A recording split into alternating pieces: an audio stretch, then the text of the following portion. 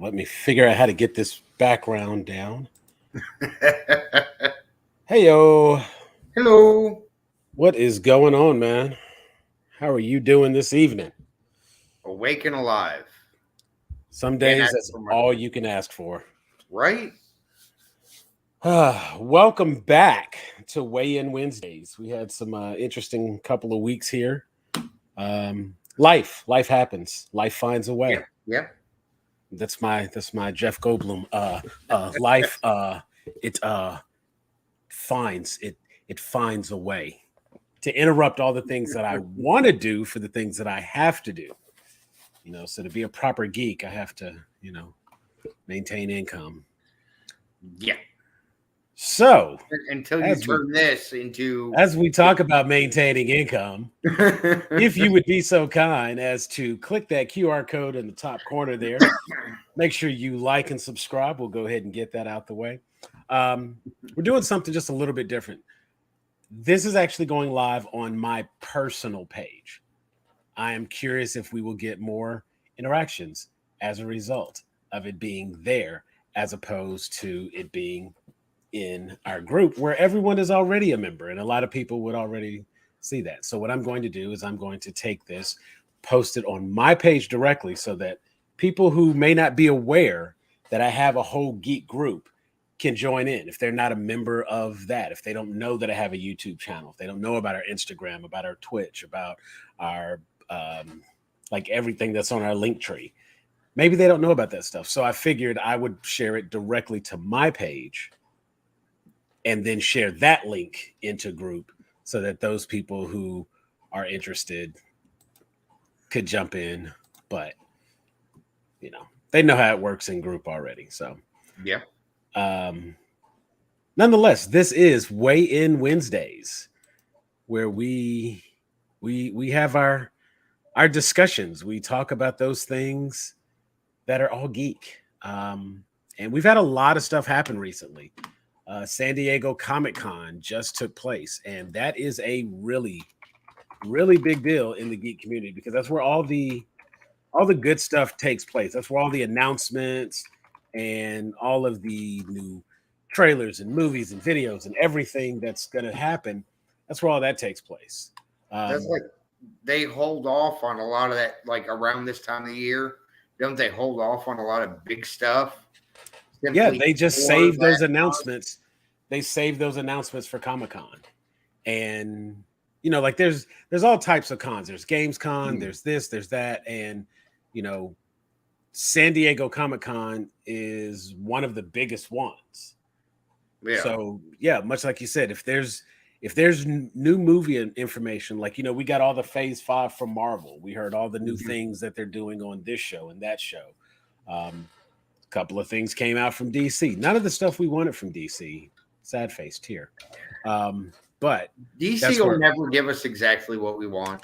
DC doesn't even know what they want to let us know what they can't do anything for us at this point. I'm over it. I'm over it. It's cool though. Um, what's that mug you got there? This is a mug I got at a place called Infinite Games. Infinite Games. It is actually like 5 minutes down the road here in Villa Rica. Because I'd gone in there because somebody mentioned she wants to learn how to play Dungeons and Dragons. Ha ha. So I picked up a starter set and was talking to the guy, and they do apparently on Thursdays they do a D&D one-shot night for beginners on Thursdays from like 5 o'clock to close.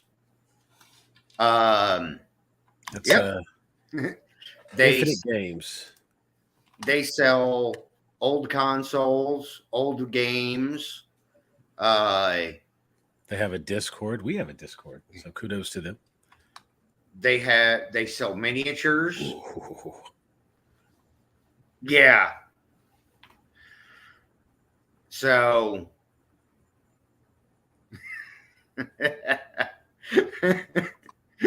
you want a few dice? Maybe but Maybe it's one or two. it's a really cool shop. I believe it was the owner that I talked to. They actually did a virtual booth for the San Diego Comic-Con. Oh, Because I was talking to him about that. But it's kind of a cool place, and it's close by to me, which is very Smash nice. tournament.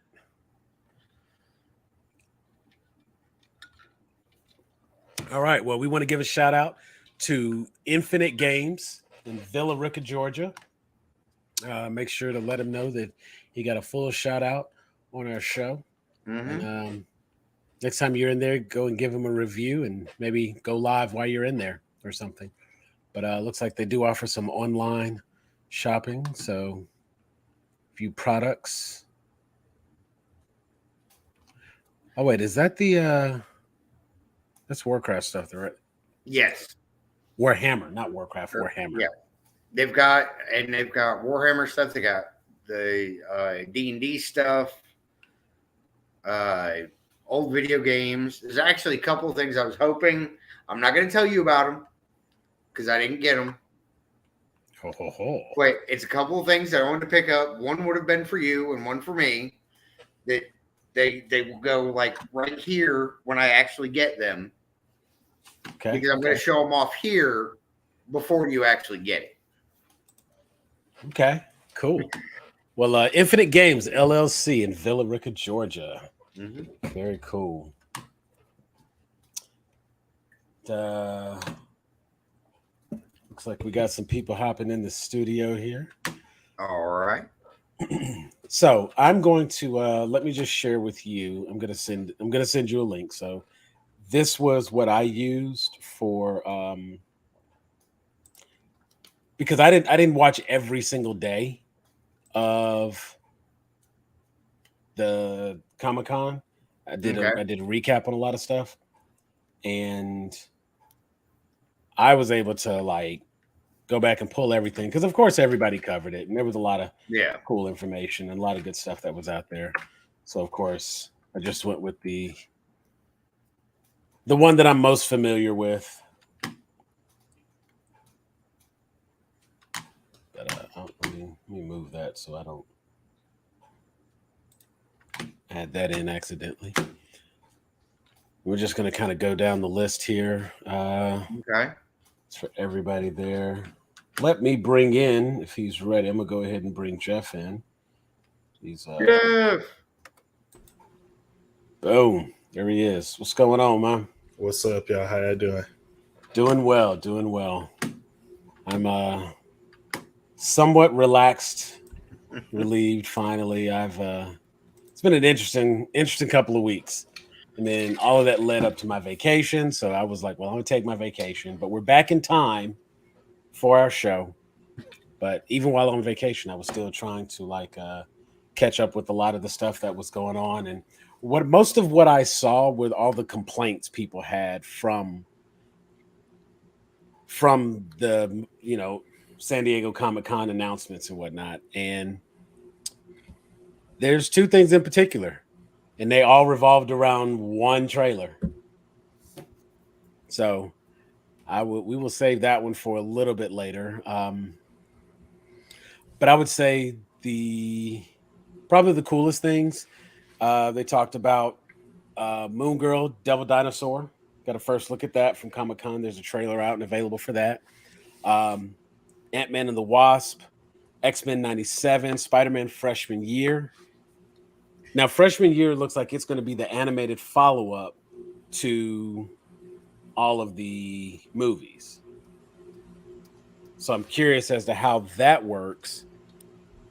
Since Freshman Year is an animated series, they're just going to take the first three home movies, Homecoming, Far From Home, and No Way Home, and then go to Freshman Year as animated.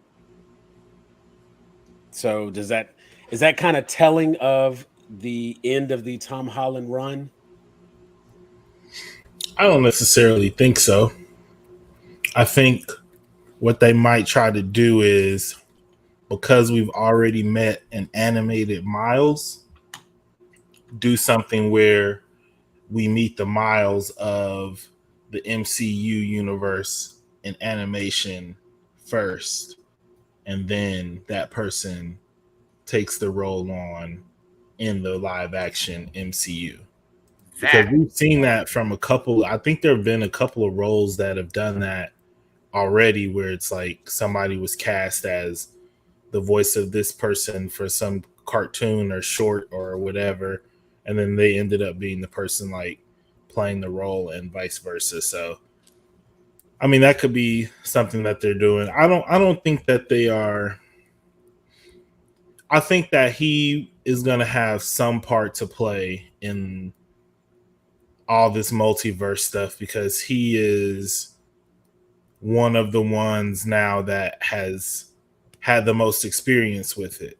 You know what I mean? Of everybody else in the MCU that is left now.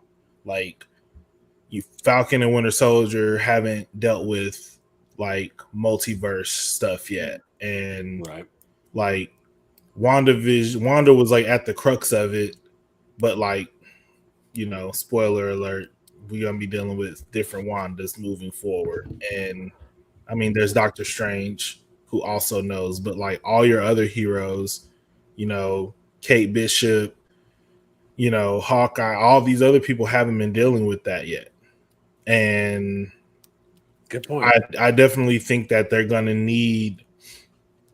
I see him and Doctor Strange almost as the new Cap and Iron Man in terms of they're the ones who seem like they're going to be kind of on opposite sides of things in terms of philosophy at certain times. Right. And, you know, Doctor Strange does have that he's just a child like air about him when dealing with, you know, Peter. And it's like Peter's actually But like a grown man now. And well, as we move forward, it'll be interesting because he'll have to relearn who Spider-Man is.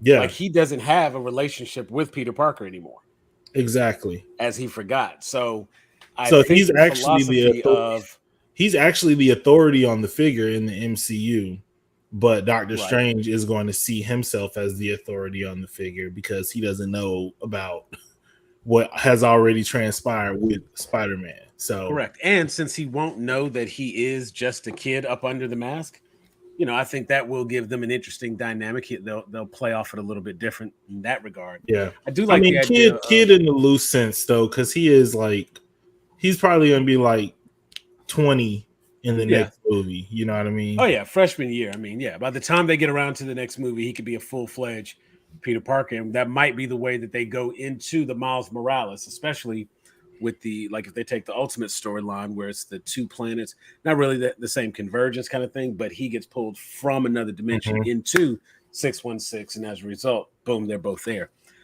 Also, since we have another animated Spider-Man Miles Morales movie coming prior to that, who's to say that they don't and essentially cross their own wires and pluck that animated Miles, Yeah, and then boom, have him appear in this animated show? That'd be a good way to cross them over. And if this yeah, is supposed to be, if the animated show freshman year is supposed to be following the series from the Spider-Man MCU movies, going right into freshman year, pulling Miles over in that's a crossover within itself that you get to do correctly and accurately because it is the Spider-Verse, you know. So yeah, and it's like that last Spider-Man cartoon that Disney Channel did actually was not that bad, but I think the issue was they felt so much younger than the people in the movies yeah, where we've been used to seeing Spider-Man more in the like there was a big gap late in high age school right there. to young adult age, and they kept giving us these cartoons with like 14-year-old Spider-Man and 14-year-old Miles Morales, and it's just like you're showing us something completely different than like what we know, right? Like the Miles Morales I think they've kept been kind of trying to give us is the one from the comic book, but the one that everybody like knows and has latched on to is the one from Spider-Verse. And they're not like substantially different, but they are like kind of a little bit different in like what they accent and like kind of how his personality and demeanor was. It's like I feel like they gave him like a little bit more swag in his movie. And I feel like the other Miles interpretations I see of him are a little bit more like they take his like kind of unsureness, but they make it like this meekness, and he comes across as like soft, whereas like Miles never came across as soft in his movie. It was just like he just was like a good kid who was trying to stay out of trouble, but you know, he was like a graffiti writer and he was doing like all kinds of crazy stuff. Like he wasn't no like chump. He was a street smart kid. And I feel like sometimes like they don't play that up enough in Miles. And I think it's one of those things where it's like you kind of do need to get Miles right, because he's the one that doesn't have like the like multitudes of comics to fall back on like some of the other ones. Like we're starting to reach that point where we're using characters who are practically babies in terms of their comic runs, comic relatives, you know what I mean? And I think the train is going to get to a place where like these movies and superheroes and things are going to be telling new stories on the screen first, instead of always falling back on comic lore. And I'm kind of curious to see what would happen if that was the case. But yeah, it's just interesting to see how they treat like the newer characters. And I mean, even the care they're giving like Riri being in the new Black Panther, and even like Shuri, and obviously like everybody knows what happened with, you know, T'Challa, rest in peace, Chadwick Boseman. But I think like the fact that I think Disney is very cognizant of the impact putting like people of color on the screen has in inspiring people to spend money. And the reality is, as much as Black people love Marvel, if you want to really start using Black characters that people know and love, it's like some of the newest characters that are out there, because they just weren't really doing that back then, or it's some revamped version of a character from back in the day. Like even this Black Panther that we kind of know now is not the Black Panther from the original 1966 comic book. You know, that character has been like shelved and revamped and shelved and revamped again. And the one people kind of, the everyday people would know would be Chadwick's portrayal of him. I think is the accepted like interpretation of like Black Panther. Right. I mean, it's as we've talked about in other videos, which you can definitely go check out on our YouTube channel. It becomes the standard, and when people talk about a particular character, everyone typically references the same character. And in this case, even though there's a Black Panther short that was on BET for a while, and that was done by the Hudlin brothers. There's been Black Panther comics around for some time. He was, previously in a few video games, and he was on some older Spider-Man episodes and things like that. But he was always kind of like the other characters, as we've talked about. He's always had his own fan base, but he was also kind of a B-lister for a while, and did not get brought to the forefront until we came around to modern times, and they were like announced Black Panther, and because we were doing the MCU and the MCU was being done so well and so big, Chadwick Boseman's portrayal of T'Challa is now the standard version by which people associate Black Panther. That is what they look for. And hey, what's going on, Jeff? Want to welcome What's both up, y'all? Linda and Jeff. Linda's with us. She's in the middle of. Is she streaming? Are No, you I'm not waiting currently right now? streaming. Okay. I never know because you always got something going on. So be sure to check out her Twitch. I got a new She's phone always- today, but that's That's always a Hey, I thing. just got a new phone last week. I have the same Note 20 that I've had for a while now, so I don't have a new phone. What'd you get? You got the Fold. Her got I a got big the screen. fold. It's all fancy. I got a big screen. I would destroy that in a day. Wah, wah. I just got a normal phone. No folding. Unless you count what happens when I sit down with it in my pocket. There you go. I thought about it for a long time, weighing the pros and cons and looking at reviews and talking to friends that have it and things like that. And I'm like, I'm gonna regret it more if I don't get it and at least try it out because I'm a sucker for gimmicky phones. You know, looking back at all of my LG monstrosities that I've had over the years. RIP to LG phones.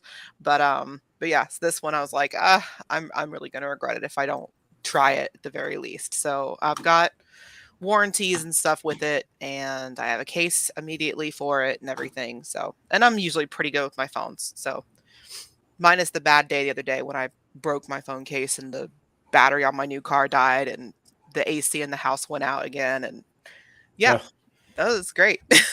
So much happening. Happy belated birthday to David, by the way.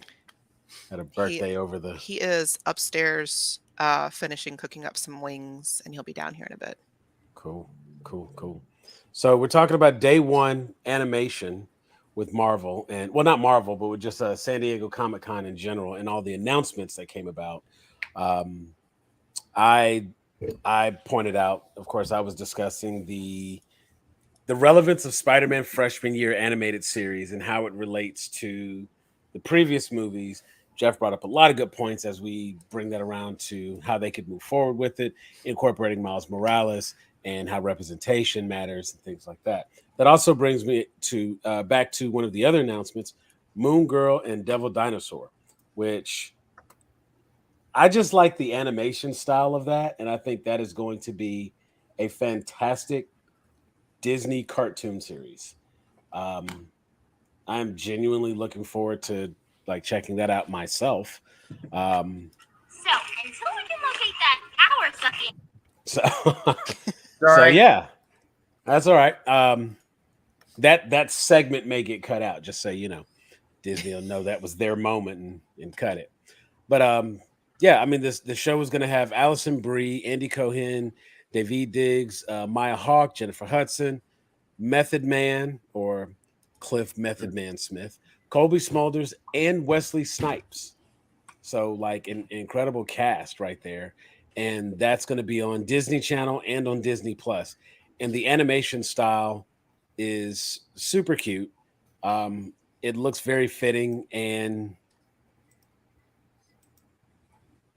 I'm genuinely looking forward to that show. I think it's going to be really, really good.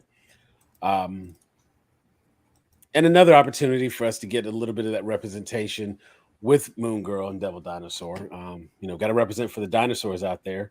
Dinosaurs don't get enough screen time. They have Jurassic World, and that's about it. But 10-year-old black superhero girls, that to me is a big deal. And I think the bright colors of the animation style, see, got to represent those dinosaurs. But I think the bright I hope colors. you know I have that everybody going the dinosaur going through my head right now. Thank you. It's There you stuck go. in there. Thank Stuck you. in Now I've got it. there. Yeah. Share my pain. This is going to be one of the. He's very cute. Let me pull this up. I'm not going to play this clip, but I'm just going to show this image. Let me see. Let me find one of the scenes that has. Here we go. Use that one. And this is just an image of what it's going to look like. So, Moon Girl, I think those bright colors, it's going to look good. That's going to make for good print on T-shirts and toys and things like that. And that's the kind of thing that makes that stuff sell and stay. So, Because what if we talked about before, the only cartoon shows that they want are ones that sell merchandise. Yeah. It's all about merchandise. It is Disney. It is all about the merchandise. So other animated news. There was an I Am Groot trailer. They did I Am Groot. I want to see that. That more of the same for me. That's Groot. It'll do fine because it's Groot and it's cute. I'm curious if we get around to are they ever gonna have Groot go up against Grogu and who would win that battle? Because battle of the cuteness, but add to the cuteness that they have a new Gremlins story, like a Return of the Mugwai or something like that, and the original actor from the first one, from the first Gremlins, he was in both. Yeah, he was in both. But the original actor who played Billy is coming back, and he will reprise his role. I'm guessing it's going to be like an older him remembering back, or having a conversation with Gizmo, something to that effect. I felt like he was going to be like the narrator of the series, and that's kind of what I figured it would have to be, just the way the story could fold out, especially if it's going to be like a prequel story. So there's your overdose of cuteness. If you can get all three of them on screen, get Groot, Grogu, and Gizmo all together. Interesting side note, there was a whole conversation coming from the creator of Gizmo who says that Grogu is basically a straight ripoff. Mm-hmm. So you can look that news up. Does have the similar ears and a body type, and but so does Yoda. So Yoda has those same pointed ears. They just sit up a little higher because he's a little older. But I imagine a younger him, his ears haven't gotten strong. They don't sit up on their own, so they're kind of floppy.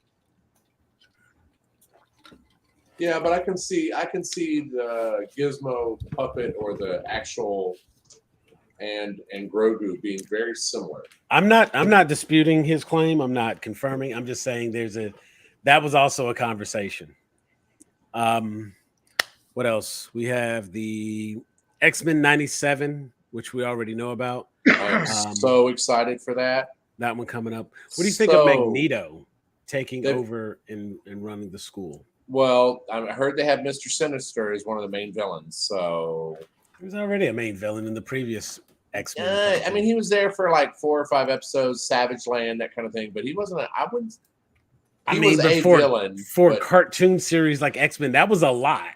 He was. I would say he was still secondary though.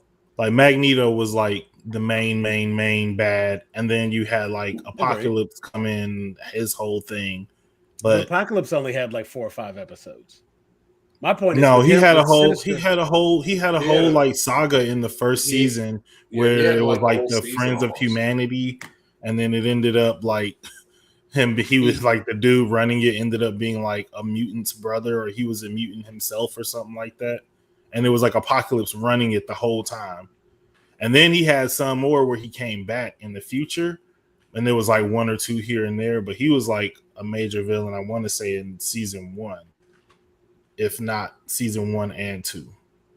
It'll make me go back and watch it on Disney Plus and not skip a. But I would put Sinister behind Apocalypse in terms of best villains from that series.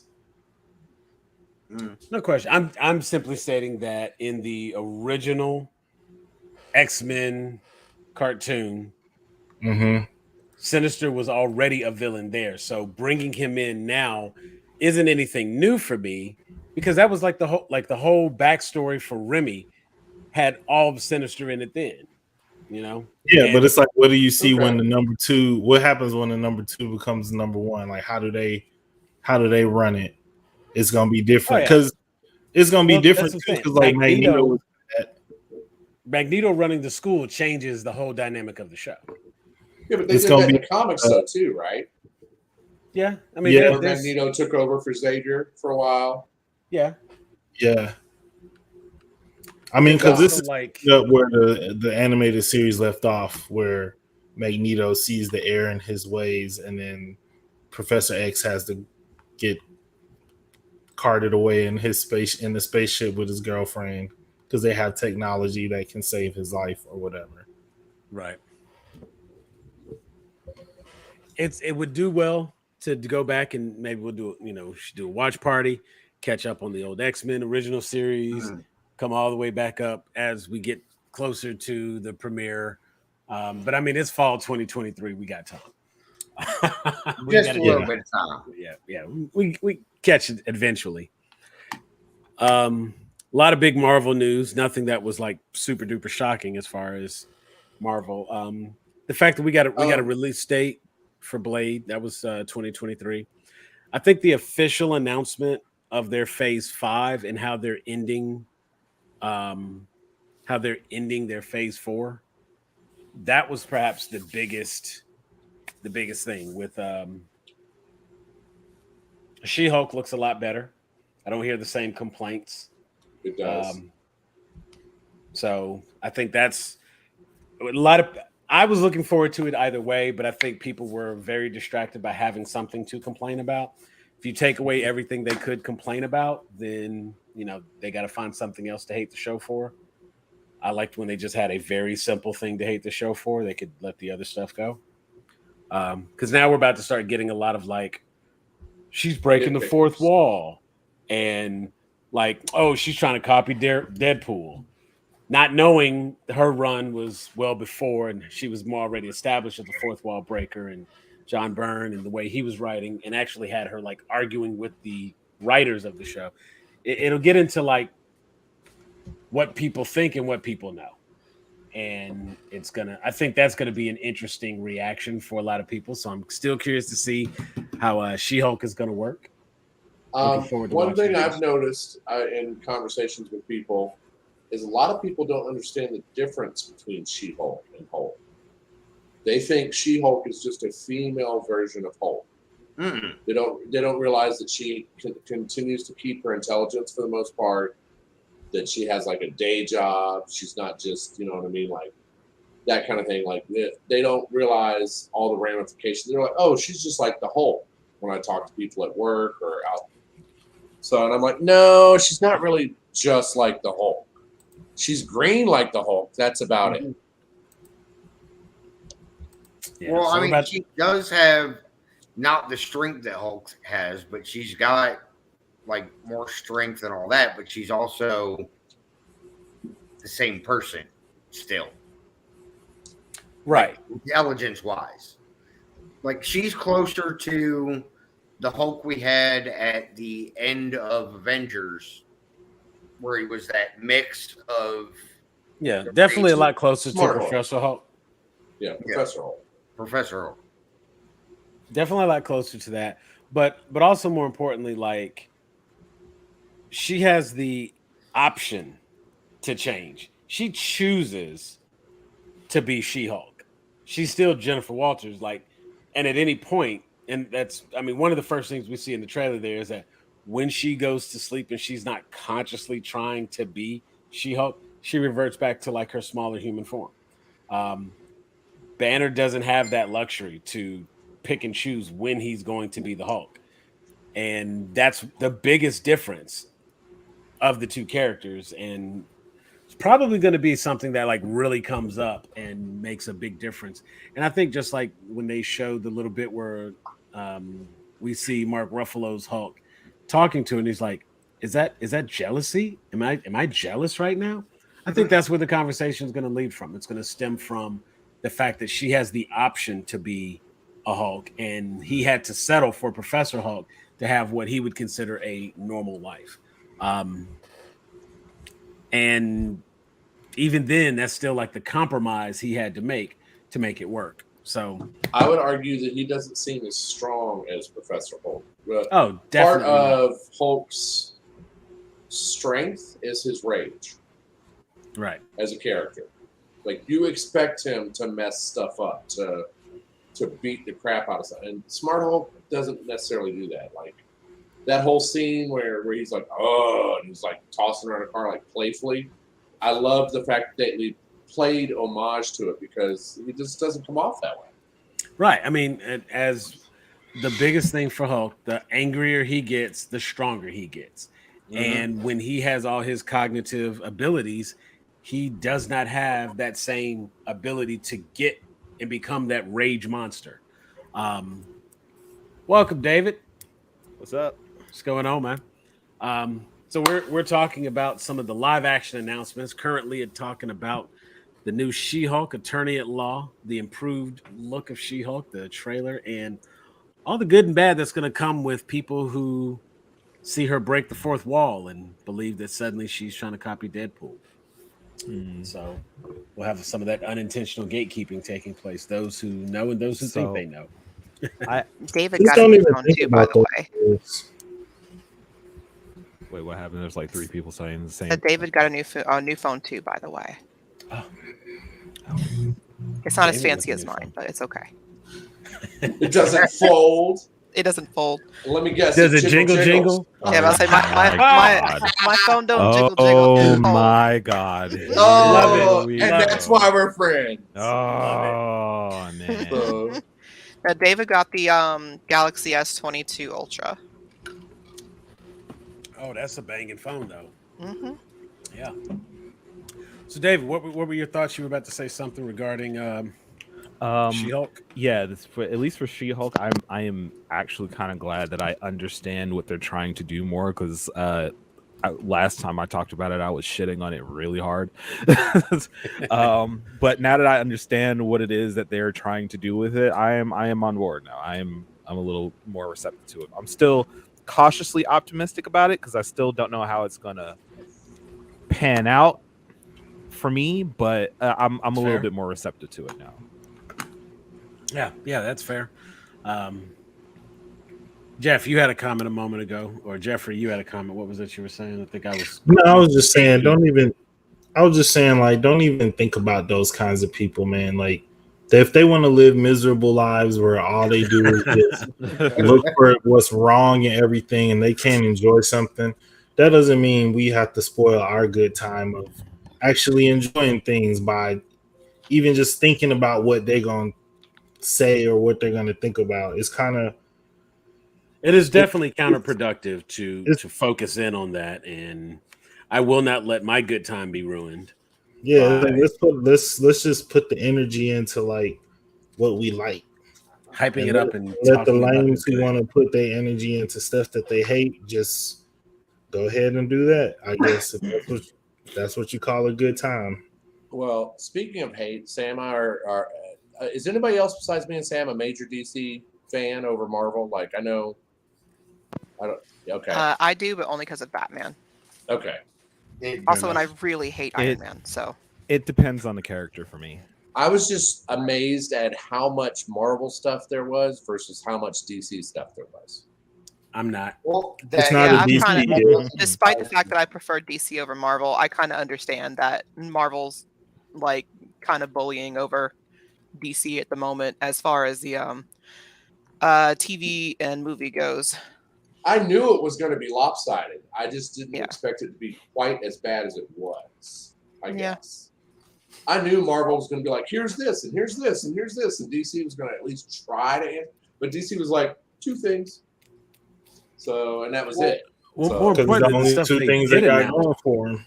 The things they did announce were like, really? we already knew all of it. Yeah. Shazam, possible Superman movie. They didn't even Black Adam. They didn't even announce the possible Superman because when it came down to it and things got around, there was no Henry Cavill at Hall H. There was no conversation. It came, it went. There's I watched the Marvel one. It was like Parade of the Stars. Yeah. It's like for every movie, every show, like pretty much damn near the whole cast was there. Yeah. And I mean, and again, it puts us in a situation where they can't really hype Aquaman the way they want to because they've got to deal with the Amber Heard fallout. They can't hype Flash the way they want to because Ezra Miller's a terrorist. Just replace Amber Heard with Johnny Depp in the movie. It's fine. Right? Yep, I agree. I mean, The funniest thing about Just that, rub the salt in the wound. Just go ahead. He'd play a better version of any of her characters than she would. but Jason Momoa he's on board with that. I mean, let's do it. He's single, so you're looking right now, I'm sure. Like if him and Lisa Bonet. I thought he got back with her. I thought he was single for like 6 weeks and then they got back together. It was like, yeah, the streets. I think currently they are still co-parenting, but they are not officially together. Lisa Bonet is on the market. They're like remaining. That's my friends takeaway or whatever. from that. But yeah, Don't crush my hopes, y'all. I have a chance. It's Lisa Bonet, right? Like, nah, man. I can't see her as anything but Denise Huxtable, aka a hot mess. That first season of A Different World, I was like, oof. See, I'm old enough to remember Angel Heart, so I can see something outside of Denise Huxtable. Easily. I vaguely remember that. The name triggers something. I think I remember watching it. Bill was not happy at all. And that's part of what led to her like not being back at the college campus. But she wanted to step out and do some other things. She didn't come back because she was pregnant. She was pregnant with Zoe Kravitz. If you watch the first season of A Different World, the last like 3, 4, 5 episodes, she's wearing like crazy like baggy clothes. You can tell she's like pregnant. And after the first season, they brought in Debbie Allen to be the showrunner. And she said that she was gonna let Denise come back and be pregnant on the show.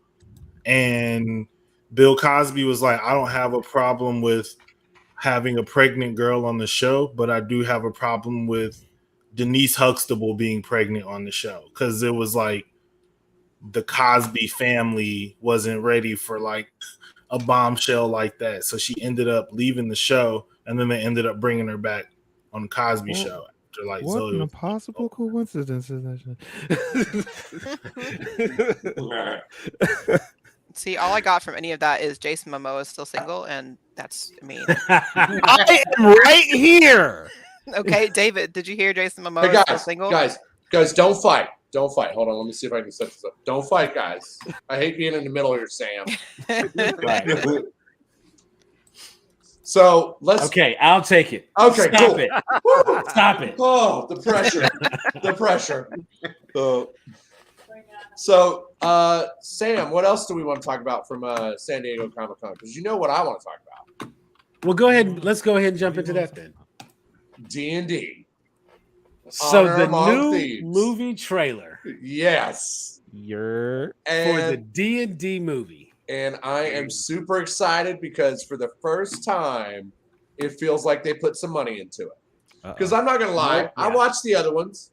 I did too. With the Wayne brother, and I watched the second one. It was straight to DVD. I think there's even a third one that I remember watching, and they were all horrible. But I watched them anyway out of love for D&D multiple times. Oh yeah. But I'm excited. The twist I liked was they mixed in the old D&D cartoon. Apparently, that's like a rival party. The cast that they have set up for the party is what they're using for, like you said, the opposition. Right. That was a twist I didn't see coming. I thought they might put some Easter eggs in there. Maybe one of them might have a similar magic item or a cloak, or there'd be some similar camera shots or situations, that kind of thing, to kind of pay homage to the old D&D cartoon. I did not expect them to actually throw them in as a rival party. Right. That was actually everything that I've seen about this. Now, first off, like, they had my attention with just the casting of Chris Pine and having Michelle Rodriguez. Now, I do want to give a shout out to Chris Pine's nephew, who's apparently the reason he got involved with the movie. Okay. His nephew plays D&D. Chris Pine knows this type thing. Like, yeah, the whole, like, oh, my nephew plays D&D. Let me check it out. That kind of, and he signed up for the movie. So shout out to his nephew for, yeah. So also kind of happy to see that we're getting, somebody says that Reggie Jean Renee or Page, Reggie Jean Page. Oh, homeboy from Bridgerton. Yes. So he's in it, and I just saw him recently in The Gray Man. I watched that this weekend, and I really liked his character, even though his character was The Gray Man was like a by the book, super predictable spy action, and of course, like we get a movie like a John Wick, where you take a character like Keanu Reeves. And he's always kind of had like, not really typecasting, but he's always kind of played very similar characters. And then you present him in something like a John Wick, and suddenly it's like everybody has to follow that formula. So you get Ben Affleck as the accountant, and now we're gonna get Ryan Gosling as the Gray Man. And before long, we got what was it? The movie Nobody was out the other day with the guy from Better Call Saul. He was in it, Bob Odenkirk, and so it's like you get these regular people playing these fantastic roles and these fantastic characters, but you got to have somebody good to make it believable. And Reggie Jean Page is the only thing that like kept that movie grounded. So while watching The Gray Man, he was actually like, he really stood out. So seeing that he's going to be in this, and he's going to be in this new Dungeons and Dragons movie, I'm like, ooh, this looks really, really good. And I'm really interested to see what his character is and how his character, like what his character is set for in this movie. So having watched the trailer a few times, it's like, okay, they're thieves. They're here to steal something. And what is that? But they accidentally released something when they stole something. I'm lost. They release some kind of evil onto the world, and they feel bad about it and want to fix it and that kind of thing. I can tell that it's set in the Forgotten Realms because Chris Pine is apparently wearing a Harper pen on his lapel of his, which I saw in one of the deep dives, like here we dissect the whole trailer kind of thing. Gotcha. I broke my rule about watching trailers for that one because normally I'll watch the first trailer and then I stop and I'm like, okay, I want to see it. I know I want to see it. But then I was scrolling on Facebook and one of the deep dives I cracked or somebody was like, we break down the whole D&D trailer. And I was like, well, maybe I'll just click on this and read it a little bit. Probably Screen Crush. So who knows? Ryan, it's Facebook. And see, I think with D&D, going through a deep dive like that is going to be, wouldn't ruin the movie as much as it would for other types of movies. Just because of all the little nuances that are going to be in that to begin with. Like, I'm already impressed with the fact that they've got a dragon that's not spitting fire or ice. It's actually an acid dragon. Like, that's... I thought it was an earth dragon. I saw the black stuff that was coming out. Mm-hmm. So that's acid. Okay. I thought that was a black dragon. So... Owl bears. Yes. That seems to be the main point of contention for most D&D purists. The gatekeepers is that an owlbear is actually a monstrosity in D&D, not a creature, like a natural creature.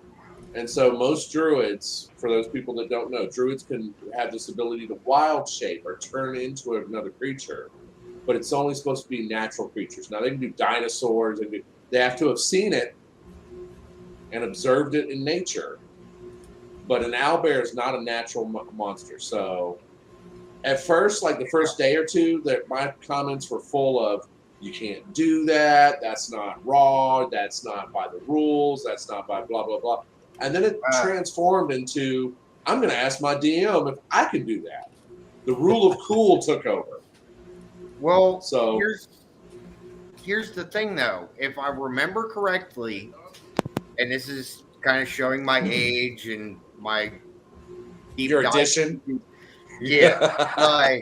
3.5 at a certain level, druids could create characters that they could shape into. It was actually an optional feat that they released in 3.5. It wasn't in 3.0. It was something that you had to be like, I think you had to be like above 10th level. You had to have certain other prerequisites and all that stuff. But it was basically like battle wild shape or exotic wild shape, and you were able to pick so many forms to transform into. Yeah. So it's they didn't go completely off the rails with that. But oh no, they're just using a lot of optional rules. Right. And people that have only been around it for 4th edition and 5th edition wouldn't think of that. But then there's some people like me that were there before it was even advanced D&D. Yeah. I had black and white pamphlets. So right? chainmail games. So I've got a lot of the original. I used to have a lot of the original modules from 1st edition. So I remember. Well, I mean, at the same time, it's like, you know what? If they're doing a little bit of homebrew campaign, it's fine, simply because they are giving it real energy. It's not a B-list. It's not an afterthought movie. They're trying to turn this into a blockbuster film, and they're putting blockbuster film energy into it, right down to casting. And even though the previous one had some names in it, you know what I'm saying? Because Jeremy Irons is nothing to scoff at. Tell me it's got a movie with Jeremy Irons in it. You like, okay, wait, what's he's going to be? Oh. Only reason I watched Aragon. Immediately, I'm like kind of looking up and thinking maybe I'll check this out a little bit. And Marlon Wayans, for the most part, is quite underrated because he's actually a really, really, really good actor. He's ridiculously goofy when he's doing comedy, but he's also extremely talented when it comes to him like doing actual acting in serious roles. So that could go either way. And I really couldn't name anybody else that was in the other one. I don't remember Ridley whatever, like Ridley Elfgood or whatever. I don't remember that actor, you know. And so Ridley Elfgood? It was something like that. He had some weird name, and the other Dungeons and Dragons movie, he was like that's just like a wild, disrespectful, just like reach. Right. I mean, it had to sound something somewhat whatever, you know. It had to sound D&D-ish. So Elfgood, you know what? That works. We'll go with that. Yeah, it was slightly disrespectful, but I don't remember the character's name, and that's the point. Like, I had to think of something better that I liked more than whatever it was because it wasn't memorable. But Snails, that's a character's name. I remember Snails. I thought you were saying that was a real person's name, and you just like, oh no, like whatever. Well, that's what I'm saying. Like, I don't even remember the actor that played him. I barely remember his character, but I remember the character of Snails. You know what I'm saying? Like Ridley Freeborn. You were close. Freeborn. See, I knew it was Ridley something, but that's only because I watched the movie. But it was nothing that. No, I was impressed because all I could remember was Snails too, as far as names go. It's just I just remember the other guy was like Ridley. That was because it was like it didn't seem like a name for an in-story character. You know what I'm saying? Like it needed to be like you couldn't say Jack Freeborn. That doesn't. Like your name can't be Jack. That's like a common name, and right. If you're going to be in D&D, you have to have like a. Listen, my dog takes offense to that, Sam. That's not common. Totally different. That is handsome Jack, not just Jack. That is handsome Jack. He is very handsome. Actually, I don't know where he went. Where's he at? Oh, he's eating food. He's fine. Totally different. But that's my point. I mean, like you got to have you can't have these characters with these common ass names. Like David. If it was in Wow. D&D, All right, it doesn't Linda. work. Like Sam. Right. Like, see, even Sam doesn't work. It'd have to be like Samathan or something like that. That sounds fucking awesome. Samathan the Wise.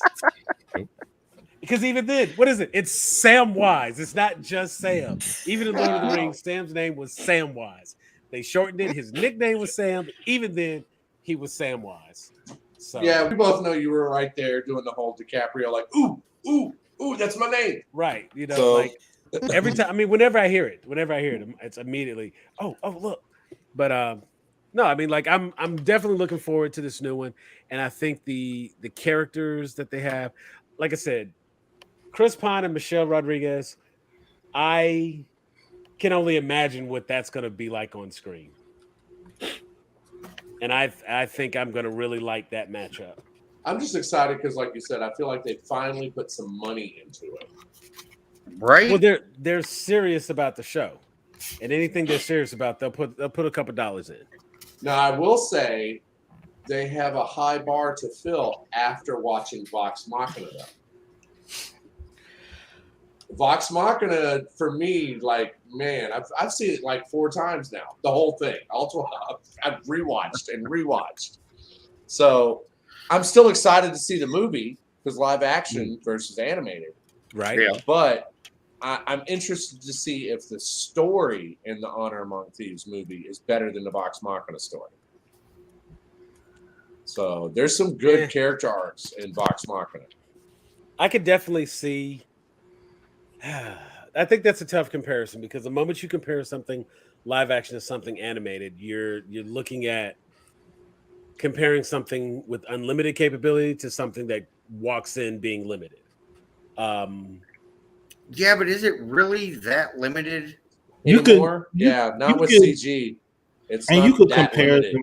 You could compare them on things that are not about like the capabilities. Like judging the story has nothing to, like the story is capable in both places. Like you're capable of telling like a compelling story with the beginning, middle, and end. You know what I mean? Well, he came in and that was the very first thing he said. He, looks to see is it going to be a better story than the one for Vox Machina. And again, what's the total runtime of the entire series? For I'm not Vox sure. Machina? I mean, because it's like what, 10 episodes, 12 episodes? 12 episodes, I think 23 minutes a pop or so. They're only 30-minute episodes, I think. You know what I'm saying? So I mean, it's like, I mean, maybe it's you less could for call me to that. compare them. It's like just enjoy them and appreciate them for what they are. Now, if there's something one is doing that the other one could maybe benefit from, constructive criticism is cool. But just being like, nah, this sucks. Vox Machina was better, and you're not even able to kind of articulate why is kind of, I don't know. That's just the kind of commentary I try to avoid at all costs. Oh no, I'm with you. I do hope that people take it with a grain of salt because Vox Machina is based off of Critical Role's episode or campaign 1. Mm-hmm. And that has like 400 and something hours. Like each episode is 4 to 5 hours. There's like 120 of them. They're already cutting it down to just the juicy bits from that. Yeah. And even then, but you still go in kind of watching it, feeling like it feels like you're watching it you're like episode 2 of season 2. The first episode you sit down to watch because you can tell that there's other stuff. And it feels like the first episode's kind of a recap. And the way they talk and they introduce the characters and the stuff that they do, it works out really well. So it keeps you like involved without having to go back and sit through 300 hours of YouTube. You know what I'm saying? They come in, they give you just the good parts, hit all the highlights, and then boom, they get right into the story. So by the second episode, you feel adequately caught up. But then they still go through the rest of the season referencing things that they haven't mentioned, but because it makes the script work, they reference them. And so the merchant that's in town has like the big crush on the elf. Gilmore. And that there's history there. And there is too. When you watch the actual campaign, there is so much more flirting and offers of dinner and this, that, and the other. Like every time they go to see him, there's over the top. But it's that was like definitely not the first visit. But the way they build that up in the show, you know what I'm saying? Like they allude to it without making you feel like you missed anything, but you know that there's more to it. So, you know, a lot of props to the way Vox Machina was directed, the way the story was moved forward. I think they did a fantastic job. And I thoroughly enjoy Vox Machina, right down to the characters, the weapons, stories, the whole nine. Scanlan and Pike, them my characters right there. Like we could just do a spinoff with just the two of them. Scanlan's hand. I'm all about Grog. And Grog is such a great character because, of course, him and Pike, that works out. So it's easy to do a spinoff right there. But when I look at this movie and I see what they're doing with the movie, of course, you know, they still have the Druid, and it almost seems like they have not really similar characters, but I do see kind of like I see the party dynamics already just from the trailer. And so the Druid seems like she's going to be the youngest, the newest member of the party, and they're just bringing her along for whatever reason. But you've got your Chris Pine, he's been doing this for a while, probably too old for this shit kind of thing. And his right-hand woman is probably going to be the character that Michelle Rodriguez is playing. You know what I'm saying? So I feel like the two of them have partnered up and have been working together for some time. I think it's going to be a great movie. I am looking forward to it, and I'm quite happy. So was there, you know what do we have any more room for any more hype with Black Adam? Is there hype? Adam? Nah. I want to see it. I'm excited to see their take on the Justice League. Hawkman was cool. There's some other things, but yeah, I don't know. There's just something there. I don't know if it's all the Johnny Depp, Amber Heard stuff with Aquaman or the Ezra Miller stuff. Like, I'm kind of soured on DC right now, except for Henry Cavill. Like, they just got to get their crap together. Like, I want to see Black Adam, and I'm hopeful it does well, but I don't think it's going to pull DC out of the hole they're in. Honestly, they just need to stick with the animated stuff. That's their bread and butter. Yeah. So you feeling Super Pets? You looking forward to Super Pets? I kind of am, actually. I'm looking forward. I'm looking more forward to it than I am Black Adam. You know, honestly, that's not a bad comparison. That's fair. No, I mean, if that's fair, because that's kind of my point. Like, is it? I feel like we should have an entirely different feeling and a certain level of excitement for Black Adam, and yet I almost feel like The Rock is almost a turnoff for it at this point. Yeah, he's overhyping it. He's too excited. Well, it's because like DC clearly doesn't know what they're doing. Like, they don't know what they want to do. They don't know if they want to reboot. They don't want to know if they just want to be individual stories. What they want to do is make more animated stuff, but they also want to make money, and money is live action is where money is, apparently. Yeah. No, I mean, it is if you do it right. I mean, they're looking at Marvel. Ant-Man 2 made $700 million worldwide. Mm-hmm. Like, and they can't get Ant-Man. Ant-Man 2. The fact that Ant-Man got 2 movies is like unfathomable if we're in like 1995. You know what I mean? I almost feel like Thor 2 made more than most DC movies. Right. So right. Yeah. I look at it and I'm just like, of course, like as much as I like usually am excited to see a Rock movie, and like I know I'm probably never going to get around to it until like I see it on like an airplane, but like when I see it come up on that airplane screen, I'm very excited. Like, he makes movies that I like to watch. He takes roles that I enjoy watching, and I'm just kind of like, I don't want to fall in love with this because who knows how long it's gonna last. You know what I mean? It's like it'll come out, be a one and done, and can't even turn it into a franchise. Right. Right. It's like Sandy doesn't always transfer to your school and show up at the pep rally, Danny Zuko. Sometimes summer flings are just summer flings, and That is a beautiful reference, sir. I would like to see them leave Batman alone finally. Oh my I love God! I Please, can love we leave Batman, Batman but alone? like I know Yeah. that they're like, oh, that's our one safe superhero bet that we can keep making like Bro, spin-offs like, and reboots and all these different movies for. y'all But made a they've worn it Batman out. movie. Y'all made a Batman movie 45 minutes ago. Can we have a break, please? Yes. And Well, they gotta because make of the that, sequel we to that ended one up they getting made this 45 last minutes ago. very No. lackluster Batman. No more. I think the newest Batman that came out with Robert Pattinson and Zoe Kravitz is probably my least favorite Batman movie that's been out, including the Nipple Bat, because at least that one's Wow. like fun. Yeah, it was funny. Now, see, I enjoyed the Batman because of their take on Catwoman. Yeah. I actually They hated redeemed- Catwoman in that They one. redeemed her to me over the Halle Berry version.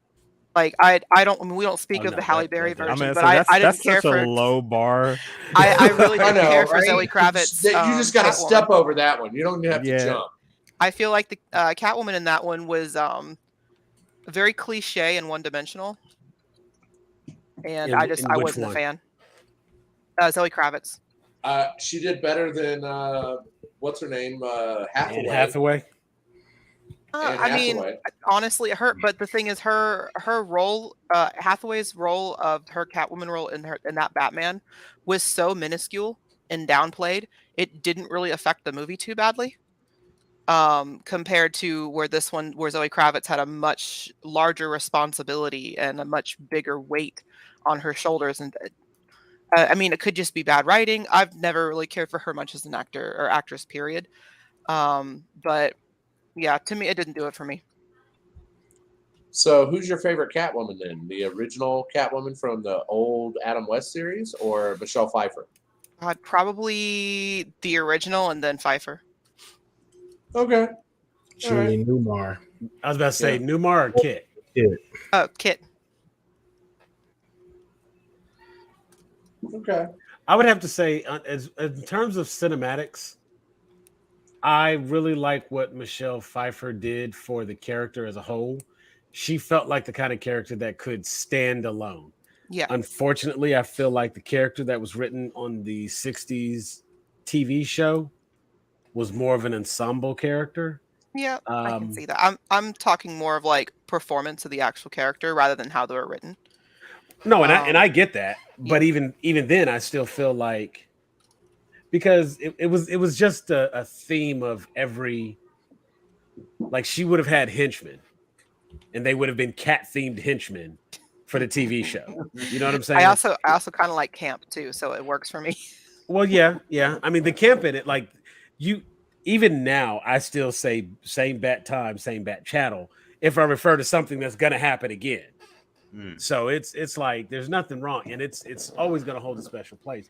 But I would have to say, like, I think all in all, I think of all the characters, I'm more fan of Michelle Pfeiffer's Catwoman overall.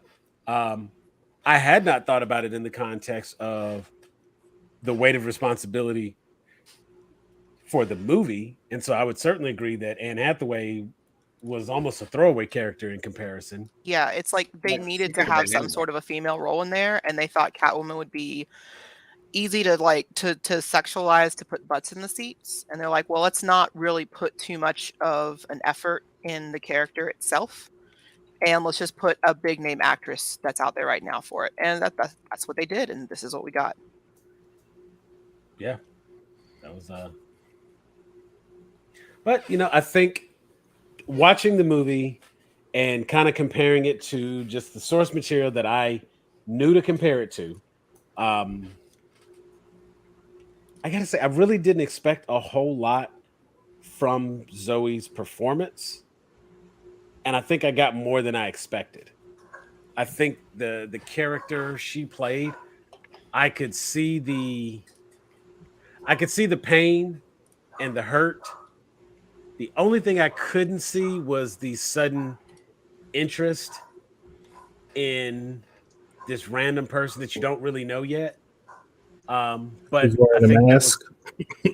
I think it was more of a thing of trauma bonding. You know what I'm saying? And nothing more. You know what I'm saying? So it's like I'm not really like holding her too close for that. Like, okay, you know, a lot of people are like, I don't see how she could suddenly be attracted to him. Okay, trauma bond is a thing. Like, they obviously some messed up individuals dealing with some stuff and they not going to therapy. So this is how they deal.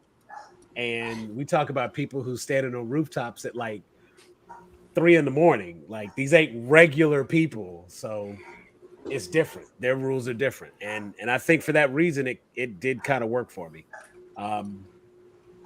But I definitely get what you're saying. She, as far as her being one dimensional, she was very stoic the entire movie. I will not dispute that. She was very stoic.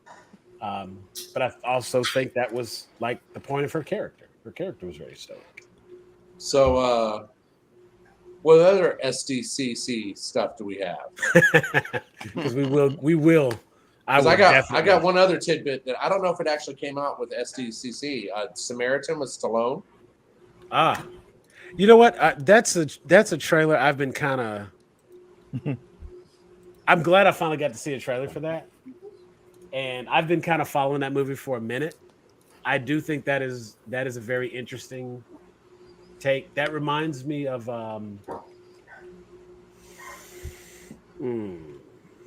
It's almost got a Hancock feel to it, but not quite as funny. It would be like More if of you a- took Hancock, and I'm just so I can piss Jeffrey off. If you took the character Bruce Willis played in Unbreakable, Okay, it's kind of a mix. and you mixed him up with a Hancock, that's where you get this character. Why would that make me mad? I was just about. Are you familiar with Unbreakable? Yeah. Have you seen Unbreakable? David, your dog Yeah. upstairs there popping off, by the way. What? You saw Unbreakable. Yeah. Did I miss something? David, I said your When did dog you is see upstairs Unbreakable? popping off. I saw Unbreakable like years ago. Fine. She's fine. I saw it before Last Airbender. Wow. Okay. I know you were very anti M Night, so I was. And my M Night like hatred started at Last Airbender. Before I was like, all right, cool. He's like a director.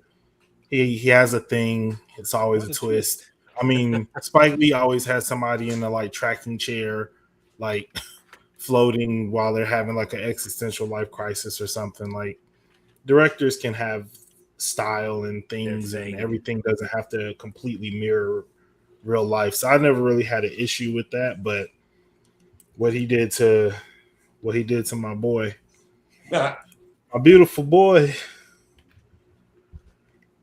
cannot abide. I guess there was a nice little gap between those, so it was like, yeah, it was like, wasn't that like one of his like second or third movies? Oh, he did Sixth Sense, Signs. He did. I think Unbreakable was like his third movie. Oh yeah, when did what's the one where the people are living in the woods and they think it's like 1732, but really it's like, is it? huh? The Fog, The Mist. No, it's like The Village. The Village. Village. Yeah. Lady in the Water was where I kind of started to sour on. Yeah, M. that was Shyamalan. the same with me. Lady in the Water. I never saw it. Last Airbender Same put the here. nails in the coffin. So Yeah, I didn't really care about Last Airbender, but never saw it. I just everything that everybody has told me, I don't want to see it. I saw it. I Oh, saw I nothing wrong with can- it, but then again, I I don't think I've can- seen a single full episode of the cartoon. So I can I've go seen into heavy whole detail, but I'm not going to do that. I Yeah, know Go for that. just enough to annoy David like me and David right now. to mispronounce Oh, man, I could names. Just enough to tick off David. I And have that's all that consi- matters. I have considered divorce several times. What, Wow. David? You don't want to name our firstborn son Ong? All right, and moving on. So I would say perhaps David, does that make you hungry? Oh, and she's got the puns, not Please the stop. puns. No, I would Am say I getting that's on the- your nerves, David? the- All right. All right, you get one more. and then No, we- One more, no please. more. One more, Lena. One Save it. Save it for a good one. Okay, don't Yeah. waste Oh yeah, the trick is bringing it back around later in the show. So it. Yeah. Save it for a good one. Don't waste it. Let's see. So Shazam, that last trailer. Okay, cute, interesting. Looks like it'll be as much fun as before. Nothing more. It's like the Doesn't seem only like that's DC gonna thing be- I'm excited for. Yeah. Yeah. I mean, it's like the excited, but only I'm DC not. thing coming. So there's not really a whole lot to.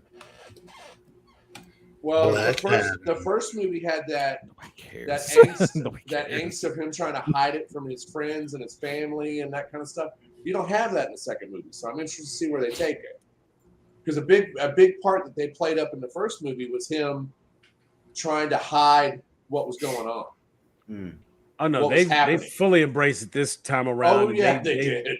They lean into it, and the whole like the one little scene with Helen Mirren in the trailer, and he's like, you know, you have to forgive me for this, but to take from Dom Toretto, it's all about family. Yeah.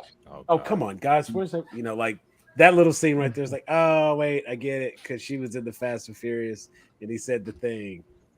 He did it. So I'm looking forward to it because I think it's going to be a lot of fun stuff like that, and I think it's going to be a lot of interesting stuff. We might as well just go ahead and get Flash direct to streaming, HBO Max on release, same as in theaters kind of thing. Just get it done out the way, rip the Band-Aid off, and move on. And That past makes me that, sad because I was actually looking forward to the Flash. Hopefully, I trying was to breathe some new life into the DCU, and with everything that happened with Ezra now, like it's just like you said, get it out, get it on streaming, and just move on. And I hate the fact that whole attitude about it has changed. I mean, it's one of those things like I have nothing else to say about the Flash. Like, you want to hear my thoughts on the Flash, you got to go watch the Flash episode or watch the DC recap. Click the QR code there in the corner and you can see all our videos. We have a whole DC recap where we actually talk about like how to fix it, how to move forward, what they need to do, what they should do. And, you know, if they do any of that stuff, then great. If they don't, then we have to figure out a way to just move around it because there's a lot of stuff coming. A lot of stuff coming. And I would say perhaps the biggest for me, this is perhaps the biggest thing moving forward. And this is the only other thing I have to talk about. One thing. I'm gonna just throw it out there as a single question and let you all discuss. Who is that? As a butt. Who is that? It is David, not what are you Angela doing there? Bassett. It's not Angela Bassett. I'm telling you that right now. I don't care what promise you it's nobody not Angela says. Bassett. I can tell you with 100% certainty Definitively. that is not Angela Bassett. Don't It's ask not- me how I it's not know. Angela You know why Bassett, I 'cause know. David, it's Angela Bassett. Look here. Wow. Yeah. But Look it ain't this ain't her. It ain't- So of course, ain't like there's a lot in this trailer. And there's a lot that goes on in the Black Panther 2 trailer. We get to see the Atlanteans, we get to see Namor. Now that I'm excited for. Somebody's having a kid, somebody has a kid. There's a lot that takes place. And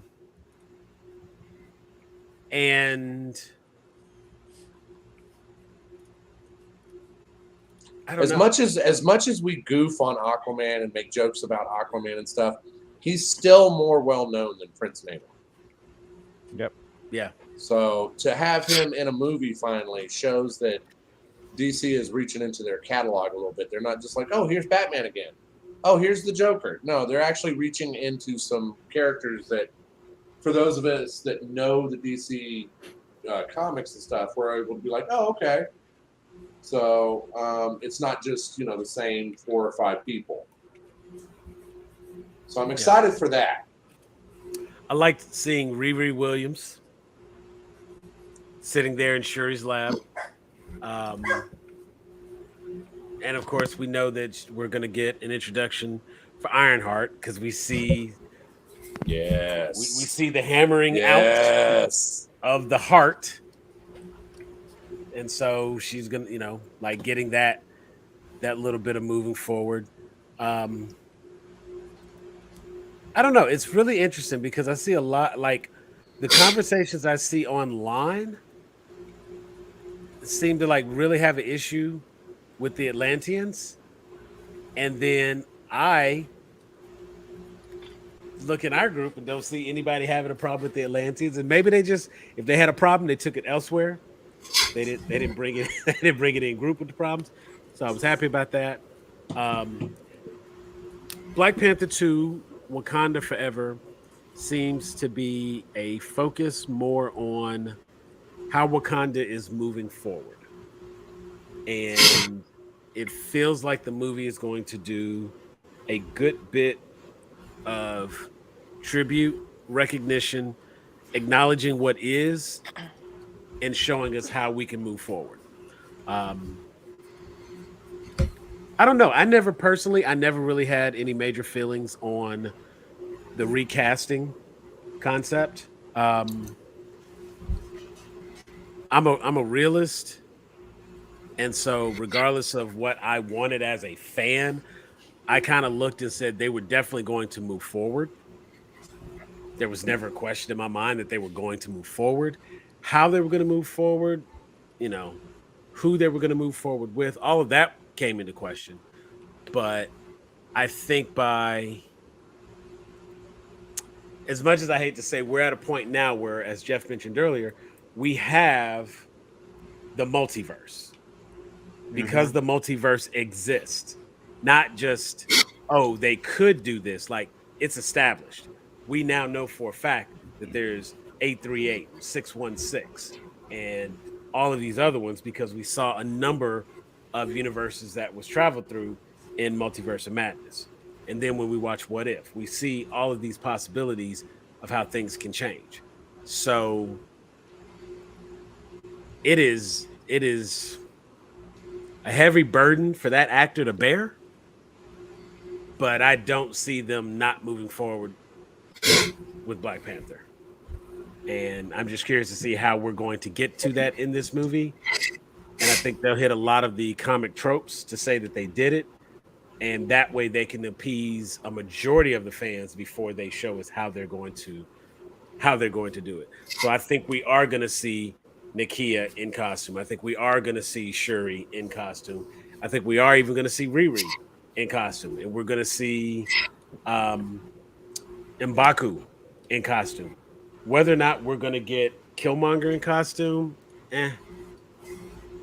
like I don't think it'll go that far. But I do think they're going to. Marvel is going to do what they did with Reed Richards. They're going to show us everybody in costume to say that they did it before they go the route that they plan to go moving forward. And I think it'll be towards the end of the movie before we get to see who that actually is going to be. But I'm very curious. And that's why I show that first image and I say, who is this? So. It's the multiverse of madness. Oh, Right, and I don't think it's difficult right there. Because now, like, I don't know which way they're going to go with this, because if they were going to go the safe route, they're going to just follow that storyline in, like, as far as Black Panther goes, where like T'Challa is dead, but and then a bunch of stuff happens, the Namor thing happens, and then T'Challa comes back and around. He's doing Black Panther stuff right after Shuri takes up the mantle of Black Panther, but she's not accepted by Boston and all that shit, right? But seeing as unfortunately Mr. Boseman is not with us anymore, what are they going to do now is the question. So are they going to actually follow that storyline and do the recast, or are they going to just multiverse it up like everything else. I personally think that's why they're leaning so hard into the multiverse, so that when they do something like that, it It's is explainable. acceptable. It Yeah, makes it's sense. Yeah, explainable. it's Yeah. writing in the recast. Because they've also said, go they're ahead, pulling Linda. Doctor Who's with the the Marvel universe. Yeah. Agreed. Yeah. So, but it also gives them a freedom they didn't have before, because now they can, like John Krasinski or whatever as Reed Richards, they're talking about that he's probably not going to be in the movie. But that was just for Doctor Strange too. They're going to cast someone else to be in the movie. Yeah, it does give them a little more flexibility and a little more leeway. Because, like, honestly, it wouldn't be surprising. I mean, yes, it's a big paycheck, but it wouldn't be surprising if there are some actors or actresses that shy away from a Marvel role, especially for a main character, because they don't want to be stuck in that in such a long contract. But if they have a little more flexibility, then that Mhm. gives, a little more incentive. Plus, it gives the companies and the oh god, I died. It gives the Disney themselves a little bit of extra flexibility in case someone decides to start popping off, and they can pretty easily rewrite them or write them out of the show and recast them, and have Well, it not- still not be overreaching.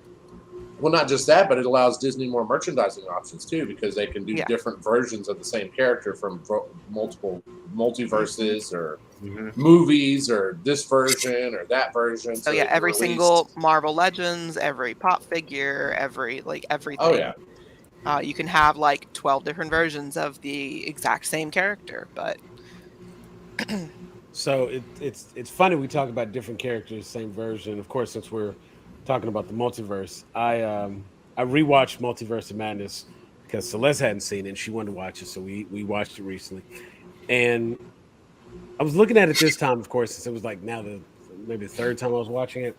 I was like really trying to key in to get a couple of questions that I had answered to see if I could find the answer in watching it. And one of the ones that came up initially was the other everybody seen Multiverse of Madness?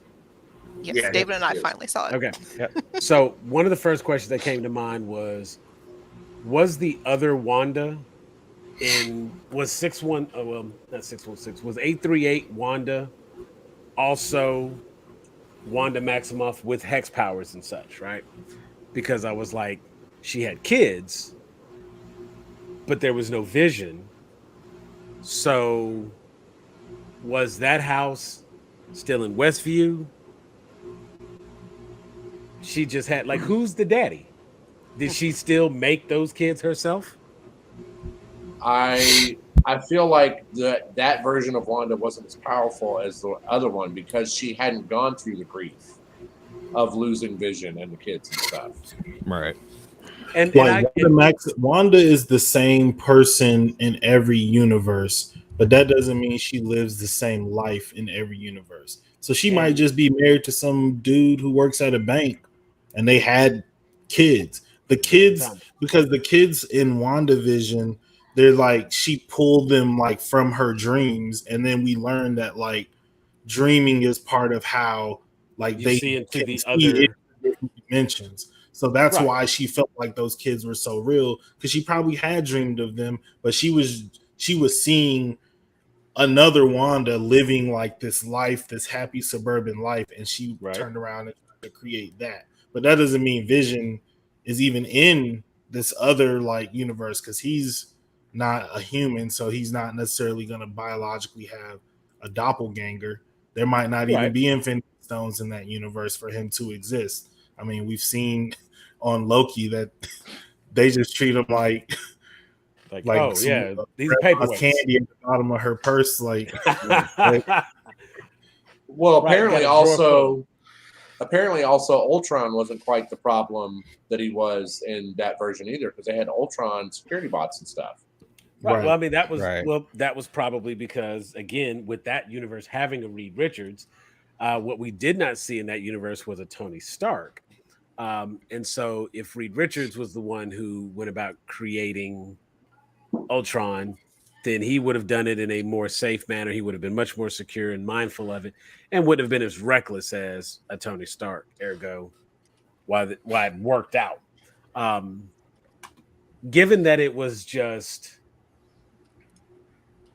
the thing that got me is I was kind of thinking like, okay, America Chavez is the only one in all universes. If America Chavez is not in that universe does not have an America Chavez. That is her power. That is what makes her unique and special. Wanda is a Nexus being. And she's the same person in every universe. But that's not the same as America Chavez being the only one in that universe. So in my head, it's like, how can you be a Nexus being and be the same person in every universe, but not be? And the only understanding I have after that is if we look at Spider-Man, Peter Parker was 3 different people. He looked like 3 different people. Wanda still looked like Wanda. In every universe, Wanda's gonna look like Wanda. Well, also remember, Evan Peters is Quicksilver in the Fox universe, but was in the WandaVision show, but just as some dude.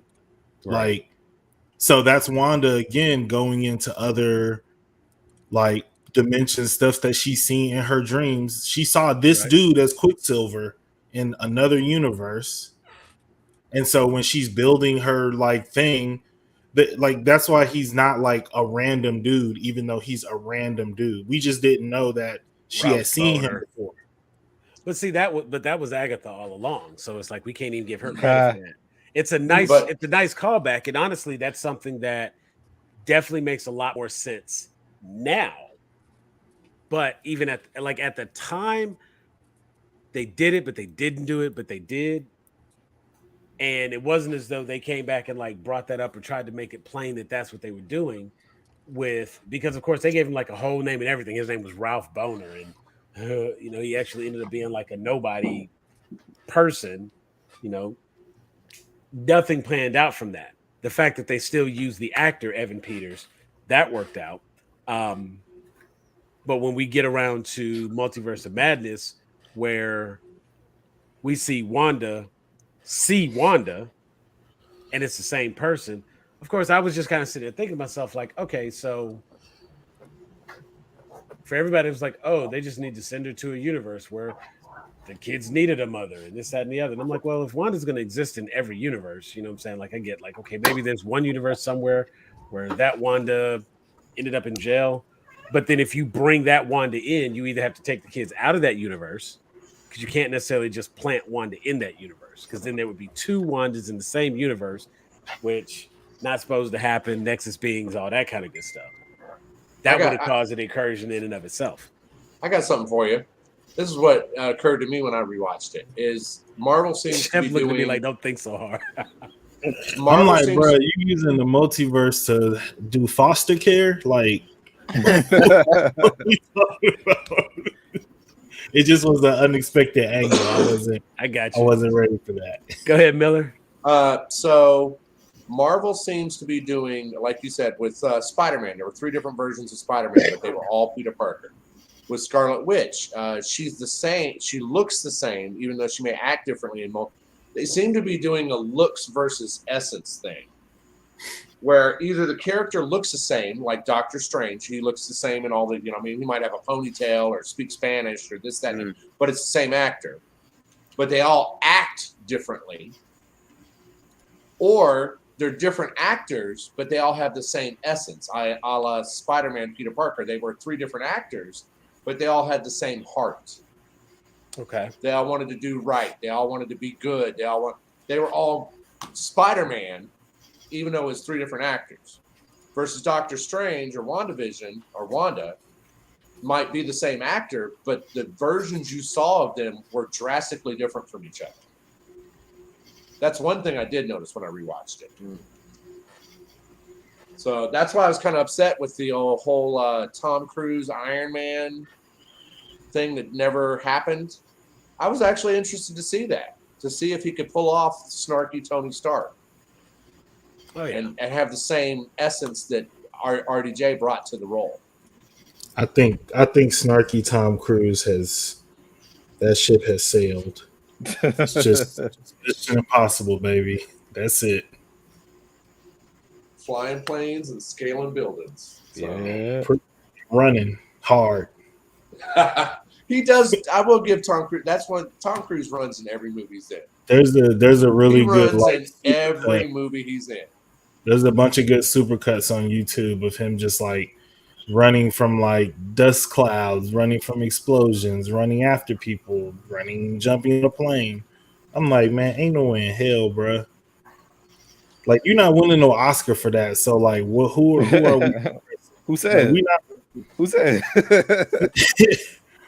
Unless there's like a major overhaul in like the Academy voters, Mission Impossible, they might win for like best stunt, or they might get like a song in there or something like James Bond, but they only like acting.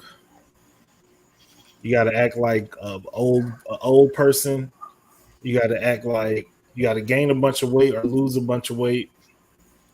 You got to be a person from history, or you got to do some slave stuff. Well, it sounds to me like the Academy needs to act like they're better movies. Then is that what it is? Yeah. They need to do some acting themselves. Well, because they just be liking stuff that's the same kind of movies they like when they grew up, and like, yep. Yeah, it just proves that it just lets you lets you see exactly who or what type of people are the ones who vote, or the ones who actually decide that kind of stuff. Yeah, it's so little to do with being a good movie. Just this is an art film. It was the right runtime, and it came out at the right time. It's a candidate for, movie of the year automatically. It's like some of them make sense, some of them are good, but some of them are just like, who saw this? When I lived in LA, it was like everybody was seeing the movie, so you just like had to see some of them just to be able to talk to people. But I'm glad I'm not there anymore because I'm not watching that BS. I can't wait for the first Academy or Oscar or whatever to go to a Marvel movie. I don't care if it's for best costume, best. It's gonna be Black Panther. It's gonna be Black Panther too. So what else we got, Sam? SDCC. There's so much stuff I've seen over the last couple of days. San Diego. Wait, can I weigh in on? I didn't weigh on the Black Panther recast thing. I just wanted to say, for all the reasons that everybody has said in terms of like comics and logistics, like I agree. At some point, we will have another T'Challa, but I think that even like going back to what you were saying, Jeff, it's like somebody who's not the same person but has the same essence. And so that's why I like going to the multiverse for this, because I don't know if any of you guys saw like the actual panel with the actors and stuff, and their reaction to watching the trailer for the first time. And it was like a very, very like emotional experience for them, for the audience. Like everybody was crying. It was crazy. And I really thought about just like from seeing the first movie and just understanding like how much time, how much detail went into it, watching interviews of like Ryan Coogler and Chadwick and the cast, and seeing how close and tight knit they had become. I just feel like it would have been very hard, not just on the actor coming into the role, but very hard on those actors who like lost like their brother. Like even in the thing in the panel when Letitia was talking about like being in the movie, she said big bro. Everybody was saying bro, like that was their brother.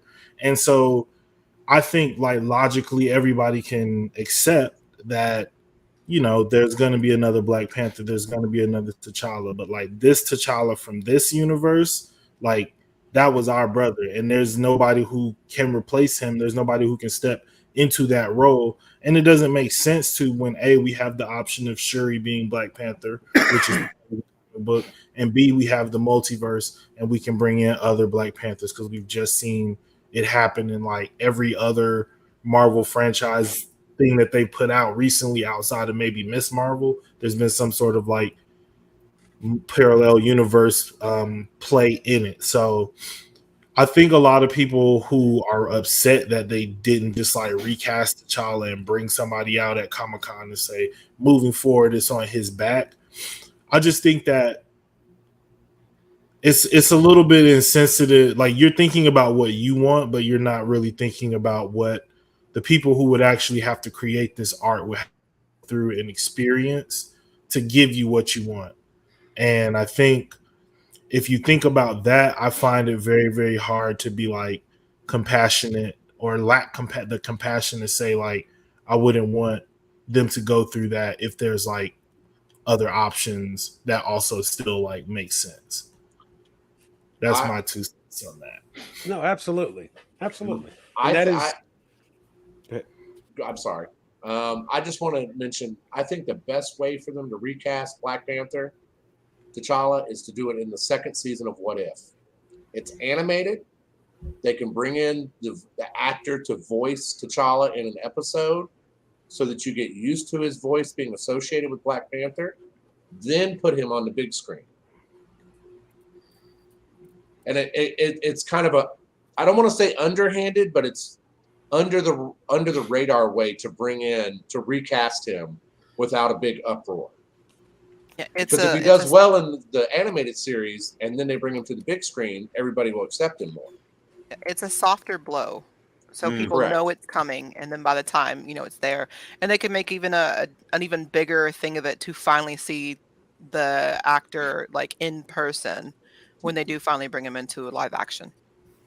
Nah, go ahead and show him. By the time we get around to like Secret Wars and whatnot, let him be in the first time. Just have the actor, but he doesn't take the mask off. You know what I'm saying? You just have Black Panther there, and that's how you kind of like do the soft introduction at that point, so that you're aware. And then at some point, of course, the mask has to come off. Pull a Halo one. Right, but see, the thing that they did with Halo is they came right in first episode. Okay, helmets off. I'm talking about the game. Pull up Halo Combat Evolved.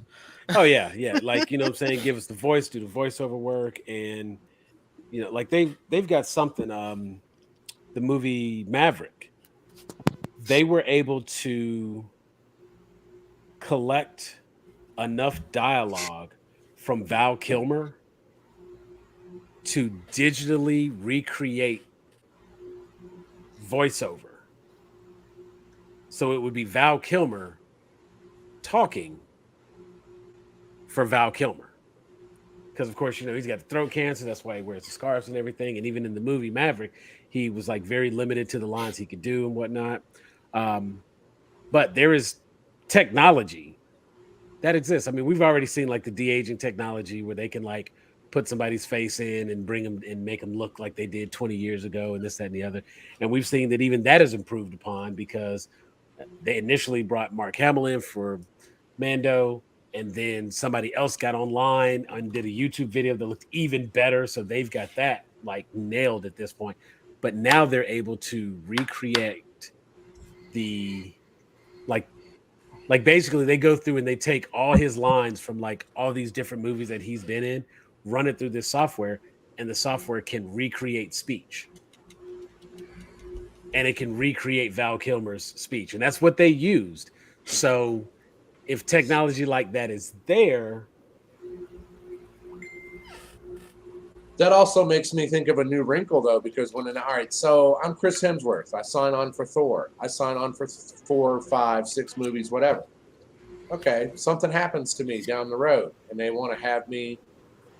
Is it in the actors' contracts for their voice? I mean, I know that a lot of them have it for their likeness, as far as toys and merchandise and things like that.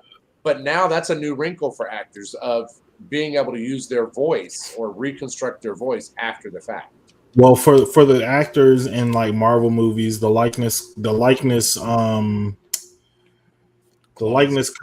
clauses are just for like the life of when you're making consumer products for the movie, and usually that lasts about like 1 year after it like leaves theaters. So it's like they're not, I don't like nobody has a contract where it's like,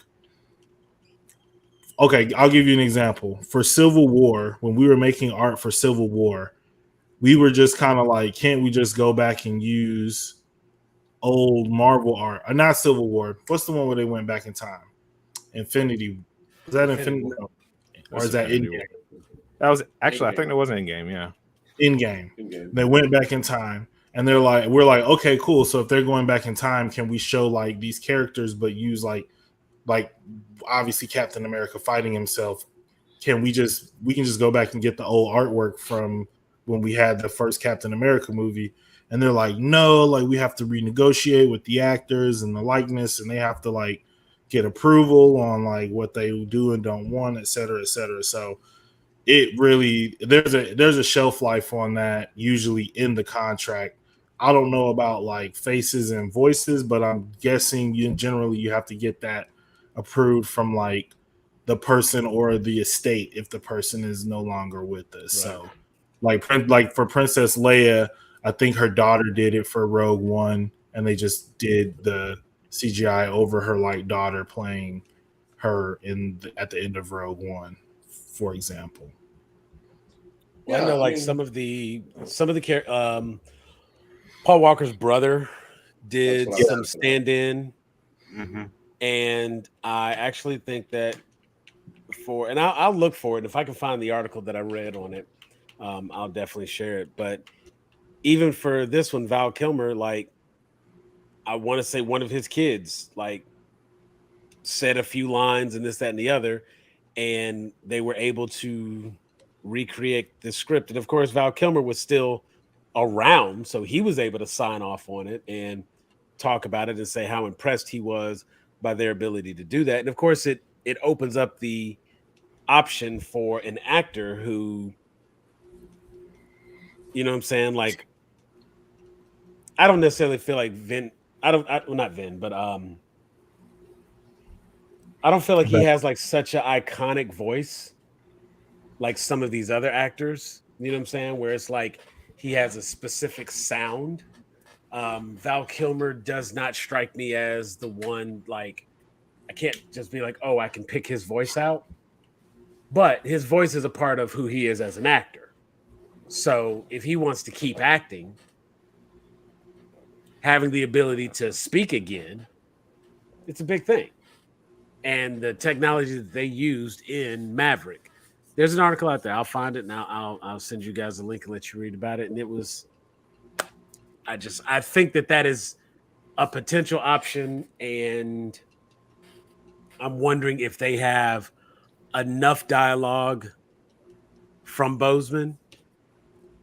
Would they even want to go that route? And because at some point, like how many more appearances do we need of Black Panther? But is there a way to let that character stay with Boseman? Do we have enough dialogue? Do we have enough script? I don't know how I feel about the digital zombie thing. Yeah, I'm on the same thing because they talked about the Stan Lee cameos and bringing those back, and I didn't feel. There's a part of me that doesn't feel like it's right. No, I feel like it's just this is life, and we have to move forward, and we have to have contingency plans. We recast people before, like the same argument that people are using for them to just straight up recast. Like I'm like, let's have some respect and like, you know, if there is an out, let's use all the necessary paths. But I don't necessarily want to put people on just like digital life support and have you playing like Luke Skywalker like long after you're dead and your great grandkids are just like right. I think they're more talking about along the lines of just like not using them forever, but just like a couple of things here and there to transition it. Yeah. Not like Which- I'm going to keep it like this forever, but just so there's some closure to his story in the actual MCU. That's not just a death off screen. Yeah, which with the multiverse thing that what they're obviously trying to do, this is the perfect out for them. Yeah. I Like, think they keep can't- the mask on if they do that.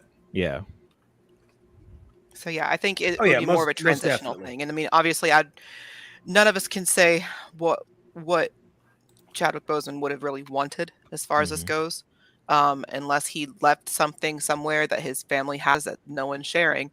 But personally, if just thinking like if I was in a role like that I was so dedicated to, um, I would and was in a role that was so influential to so many people and meant so much. I personally would want them to do something, even if it was doing kind of a digital zombie thing, at least temporarily, to provide some closure in that story. That was my passion, especially towards the end of my life. I mean, Which that's just my opinion of how I would want, but yeah. and I'm not sure he knew how influential that role was going to be for everybody with him doing it, but he knew at the time that he was not going to make it far past the movie. So I If would say he probably does have some kind of contingency. I don't know if I recall correctly, like he knew at least towards the end, how popular the role and how much that role actually meant because he was doing visits and things like that when he could. And I mean, the internet's a thing. And just seeing how everything blew up. I think that's something that he was aware of. Um, even going through something like that. Um, you still have access to the internet and the world, and that was such a big topic for a long time. And Well, I meant like when he started the movie. oh yeah, when he started it, absolutely. I don't think that, and same thing with most. I think Marvel actors and actresses that took any like major roles were probably like, this is whatever. But at the same time, he had to have known there was going to be some kind of hype to it Mm. because of how the significance of the character, bringing some like actual diversity to the MCU. Um, and he must have had some sort of inkling, and they probably hyped it up as well as this is going to be a big thing. We're going to really push this, and I think this is really going to be a big thing. So otherwise, they wouldn't have been able to get so many uh, like well-known actors and actresses to be in there as like side characters as well. Yeah, people was begging to be in this movie. Like everybody was like, Yeah, trying to I figure out. I think there was enough. Black Panther was well enough known, and it was hyped up enough to where pretty much anyone who took a role in Black Panther or knew they were going to end up being in the movie um, really wanted it because they knew it was going to be such a big thing, or at the very least, they knew it was going to be very big for their community, and they wanted to be a part of that. I think that part more than anything. yeah. Yeah, so I'm sure that there is probably some kind of plan that he was involved in, and everybody's keeping it hushed, and we'll find out when the movie comes out. Yeah, there's definitely a good reason, I think, why we're not hearing a whole lot. And yeah, as long as everyone keeps their mouth shut until the movie comes out, I Yeah. think that'll be really good publicity for the movie as well. So Yeah, because I mean, come on, if they were giving out fake scripts to actors that couldn't keep their mouths shut. But though I'm sure everybody that was involved in that movie and was so close to him because of that movie, they'd want to keep their mouth shut if they knew something. yeah. Because So I think that it would be for him and for the fans. yeah. So I think that that's probably another reason why we haven't had any leaks or anything. Is it's Mhm. out of respect. So yeah. And I would say, like, listening to some of the other, like, all of the other actors, but even the like the ones who were new to the cast, especially I'm bad with names, but Michaela Cole, just because I know from other stuff, and the young lady playing Riri, they were very like, just the way they were like talking about it and their perspective on it, having been like from the outside and seeing the impact and coming into it with it already being this like massive thing, really gave me a lot of confidence in just overall like the job that Ryan Coogler and everybody else over there is doing when it comes to just like taking the material seriously. And I think, Sam, we've talked about that before too, where it's just like, if you don't respect the source material, like, you're not going to make quality adaptations. And I think like it's just very clear that everybody working on the project like respects and understands like the source materials. Um, yeah, I'm very excited for this movie. Yeah, Dominic Thorne was who you were looking for Riri. Dominique Thorne. I'm gonna try to remember that. Well, as far as other San Diego Comic-Con news, I know David has probably been antsy about talking about video game stuff. 'Cause I know we got some, not a ton. Did we get a ton? What did we? I know we got I something actually, significant, David. I actually don't know. Like, I have been so busy with work, I have no idea. I honestly I don't could know. have I don't sworn we had remember some much. sort of video game or news. The only come thing through. that I know is that the Knights of the Old Republic remake is being suspended indefinitely. Indefinitely postponed. Whatever. It's that the game's not getting made is what that says to me. All right. Yeah. But you know what? You can also play Knights of the Old Republic on your phone. This is Right? also true. So if you're really hard up to play Knights of the Old Republic, you have access. You certainly have access. I don't know. I think probably the biggest things we've kind of already covered. Dungeons and Dragons, Lord of the Rings was kind of a big thing. The trailer for that. I know we don't really have any Lord of the Rings people here, but like maybe the three of us. Well, it's 6 people on the panel, and only 3 of us are interested. At least I will say that like the Dungeons and Dragons seemed interesting in general. Lord of the Rings seemed kind of a niche interest. I'm not as excited for Lord of the Rings because I've done some reading on what they can and can't do, and there's a lot they can't do because a lot of it, certain parts, like all right, the story of Bilbo and Frodo and stuff are kind of held by the estate, Right. so you have to get their permission to do anything with that.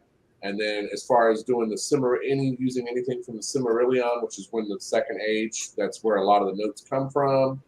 They can't use that because that belongs to the Tolkien estate. And so there's a lot of things behind the scenes of what they can and can't use. So they have this little bitty window of Ring of Power that they can talk about. Yes, they can talk about the fall of Numenor, which was a big Second Age thing. What about the rise of Sauron? There's mentions to it, I think, but I don't think they can actually show Sauron. Well, they have, if I'm not mistaken, they showed a different version of him when he was beautiful and mortal, not the Sauron we know with the eye and the orcs and the. So he is instrumental in the fall of Numenor. Sauron has been around for a long time. So, but I can't remember the name of who his boss was. Marduk, something like that. Don't even get me to lie. Yeah, no, I'm not a big enough buff to know that, but we would need to get Stephen Colbert to come and answer that kind of question because I don't know. So I did find something that I know David's been obsessed with, and he's been actually playing recently of stuff that was announced. David, would you like to talk about your newest fighting game? You're playing that and nothing else? Oh, did they say anything about multiverses at Comic-Con? That's where they announced LeBron James and Rick and Morty. Okay. That's All where the right. player reveal was Yes, at. yes. So, Well, so then. David, if you'd I like to thought- speak on yeah. the multiverses. And talk about the character list and such. I've been watching some gameplay for that, and it's kind of interesting. So, multiverses is weird. It's fun, but it's a very weird thing to play. Like it's completely free to play, of course, but it actually did the free to play formula right mostly. The cast of characters, your mileage is going to vary on the cast of characters because you've got Superman, Batman, Wonder Woman. You also have Steven Universe and Garnet from that show. Arya Stark from what's that? Steven Universe. Yes, Steven Universe. Yeah, And yeah. Garnet. And Garnet. No, just yeah. No, you were saying that show. This is the name. Well, of the show. because I said his name, and I already said his name, and I'm like, I'm not gonna say his name again. I'm like, just gonna say his show again, whatever. It's like if you don't understand what I'm saying at this point, then I don't know what to tell you. Yeah. Then you got Arya Stark from Game of Thrones. You got who am I forgetting right now? I'm already LeBron James. Oh, we're gonna get the LeBron James. Well, here, I will help you out and let don't me. Don't they have Shaggy? Yes. Okay. There it is. That's what I was forgetting. Shaggy, and Velma from Scooby Doo. I'm gonna pull Tom and Jerry, Bugs Bunny, of course, because you can't have a Warner Brothers game without Bugs Bunny. Boom. There you go. There you go. It's like they had all these things and they were like, you know what? That Space Jam movie, we got to use all of our different people in there. Let's do a little video game. Let's make it Smash Brothers, but with our characters. No, that's exactly what happened. That's exactly what happened. But this isn't even the first time that format has been copied. Like Cartoon Network did this a while back. Yeah. Nickelodeon has done this before. But see, this one's free to play, and they're they're doing a great job with picking their roster of characters. It's all stuff that's highly memeable. Well, yeah, because they made it canon that Shaggy is only using like 1% of his power. That is a thing now. Yeah, it gets people talking about Shaggy. it. So they're like, oh yeah, I've got Shaggy on here, that whole stupid meme that went around for a while. But a lot of the characters that are on here, especially like look at the version of Harley Quinn they're using. Yep. Like they're using ones that specifically cater to the maybe older teen up to like mid-30s demographic or so. Like if you've seen the HBO Max Harley Quinn show, that's what you're looking at right now. Yes, yeah, that's what that is. That's exactly what you're looking at. You know what you want. Despite the fact it's a cartoon roster, these are all cartoons that millennials and like maybe older Gen Z would absolutely recognize. And they're things that have continued to be popular or at least garnish some sort of nostalgia. Yeah. So it's kind of like a joke, like, haha, I'm gonna go and beat your ass while you're playing as Rick as Tom and Jerry. Like, it's it's stupid, but it gets people talking. Yeah. Which also caters to the fact that they've also brought in like anybody that has voiced a character on this roster, they have come to reprise the roles again. So like Maisie Williams is Arya. God. I watched the last couple. I watched Spy Family again. Anyway, yeah. So like everything sounds so familiar. Like Estelle is Garnet. Like it's there. You can hear it. So how's the gameplay for it though? As someone who plays a lot of fighters and has played a lot of Smash, how would you rank the gameplay? This game, so again, your mileage is going to vary on it. So it feels like a slower Smash Ultimate, right? But everything as like everybody for as nuts as their moveset is, it feels very balanced. So you'll have like, which that's another thing that they're doing completely right, is they are balancing everything the way that it's supposed to be. Like you get player feedback and they'll tweet out, it's like, yeah, we're aware and we're working on it. And then like in the next patch, yeah, we fixed the thing. That's how you're supposed to do it. That's how it's supposed to be. And that's actually so it sounds like they're handling everything really well. They're taking it aside from, they're taking it a step further than like Cartoon Network and even Nickelodeon, with their kind of Smash Bros. Ripoffs, where they're putting a little more work and passion into it, I would into say making a game that's actually good and people will continue to want to play. I would say they're doing a little bit more than a little bit, because of the fact that they are actually throwing money into it, into the Warner Bros. Is throwing money at the developers to actually make the game that they want, and it's actually doing wonders, because So- now they're not restricted. They don't have to leave voice lines out. They can actually afford voice acting.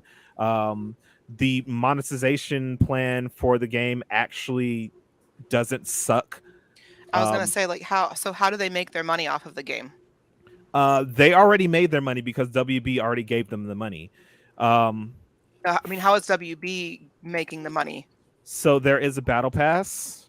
There's a battle pass, so you can play it and you can play everything. They have characters that are on a roster, on a revolving roster. So like you'll have like So four similar characters, it's similar to League of Legends. something like that. Yes. Okay. They also have founders packs where you can buy that pack and you'll get like so many character passes where you can just outright buy the characters. But even with the founders pack and your choice to buy them or not, you can still play everything here for free. Everything is fine. You'll have to put a little bit of work in to get the money to actually buy the characters in game, but you also have the option to buy the characters with real money, and it's not super expensive. Like the founder pack right there, the base one is $40, and that gets you literally everything that you need. Like so it actually sounds like early League of Legends, like early Riot. Yes. Yeah, so that's actually a really good model to follow, where you have a revolving roster of characters that are free, so you can try out something.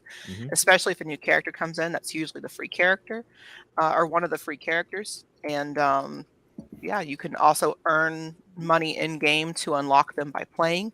Yep. Or you can skip through and just buy them straight out. That's not a bad way to do it. And honestly, like if you wanted to try them out, but you didn't want to try them out in a competitive setting, you can just go to training mode, and all the characters and all the perks are unlocked in training mode, and you can try all the characters out to your leisure. Well, so if you don't want to spend if you don't want to spend $40 to get the whole founders pack, you could just go in training mode and try out a couple characters, see which ones that you want, and just buy those characters. And that's it. So again, this game is doing everything right. This is broken like fighting game records. Like this is the only fighting game that has over 100,000 people playing it at any given time. Because usually like those numbers will cap out at like maybe 10,000, and that's only on Steam. Like 100,000 players concurrent on Steam, and that's not counting Xbox or PlayStation. So this is whatever they're doing over there. They need to keep doing that, because this is something that they're going to have to keep an eye on. The industry in general will have to keep an eye on this game. But let's talk about them. Let's talk about them characters, though. Let's talk about them new things. Them new things. What are them new things? Them new things. That LeBron James. I swear, listening to you and your bros playing the other night, it was that same joke over and over again. Because it's such a ludicrous character to put in. It's like yeah, you got Bugs Bunny, you got Garnet from Steven Universe, you got Shaggy, and then you got LeBron James. It's Space Jam, the fighting game. Well, Space Jam 2, the fighting game. LeBron James. Yeah, that makes sense. And I'm not sure why the comments aren't posting the same way. I tried something different tonight. Instead of this being live inside the Grown A Geeks group page, I have this live on my individual page, thinking that a few more people that might not be group members might see it and jump in and come in and join, whatnot. But Lawrence is with us, and he points out that the guy that created the game studio that made this game was lead of the balance team of League of Legends. Oh, well, there you go. That makes sense. It makes perfect sense now. Everything tracks. This is, in fact, their first game. Yes. So they are definitely putting forth the time, effort, and energy in What? making this. What a first game! Holy shit, guys! Right. I mean, they could do one and done, make this and just continue to update this, Go and out improve undefeated. upon this. So, Go out undefeated. David, it sounds to me like I need to tell Jared to get on trying to apply for that game studio since he's leaving Riot. He might need to. But yeah, man, it's just like, look at this roster. Like, what? And there's different character types here. So as you can see, Yes. like above each character, they have a little icon that shows what they are. And you have your bruisers. You got bruisers, you have assassins, you have mages and tanks and supports. Mage, range, bruisers. Yep. This one, of course, is your tank. Yep. Here's another support character. Yep. And then Arya, of course, being an assassin. So, David, who's your favorite character or characters to play? Right now, the only original character on the roster, Rain Dog. Look at him. He's so cute. He's so cute, and he's an absolute demon. Oh, Rain Dog. Okay. Yeah. Sorry, I'm doing a Fate right now too, and this tree is beating me up. So yeah, original character, do not steal. Yeah, Rain Dog is a support character, but that does not mean that the pharmacist is not a harmacist, if you know what I'm saying. Okay. Yeah. Okay, he's support. That's not surprising. Yeah. Who's your heavy that you like? My heavy. So I know your characters you go for are heavies and supports. Yes. So honestly, I haven't put a lot of time in to see which heavy I like. It's between Iron Giant and LeBron, honestly. Yeah, because there's like outside of like, because actually, before I even continue with that tangent point, there's just a funny little thing that they had to nerf Velma's weight in the game. She was actually too thick. She was the 4th heaviest character in the game. Velma was there a problem thick. With that? She was too thick. They had to nerf the thickness. That sounds fatphobic to me, Really? David. They really. I don't know about you. But look, I mean, she's still thick with at least 1 seed, right? With 1 seed. With 1 seed. She was seed. before she was thick with 4 C's. Now she's thick with 1 C. They had to fix it.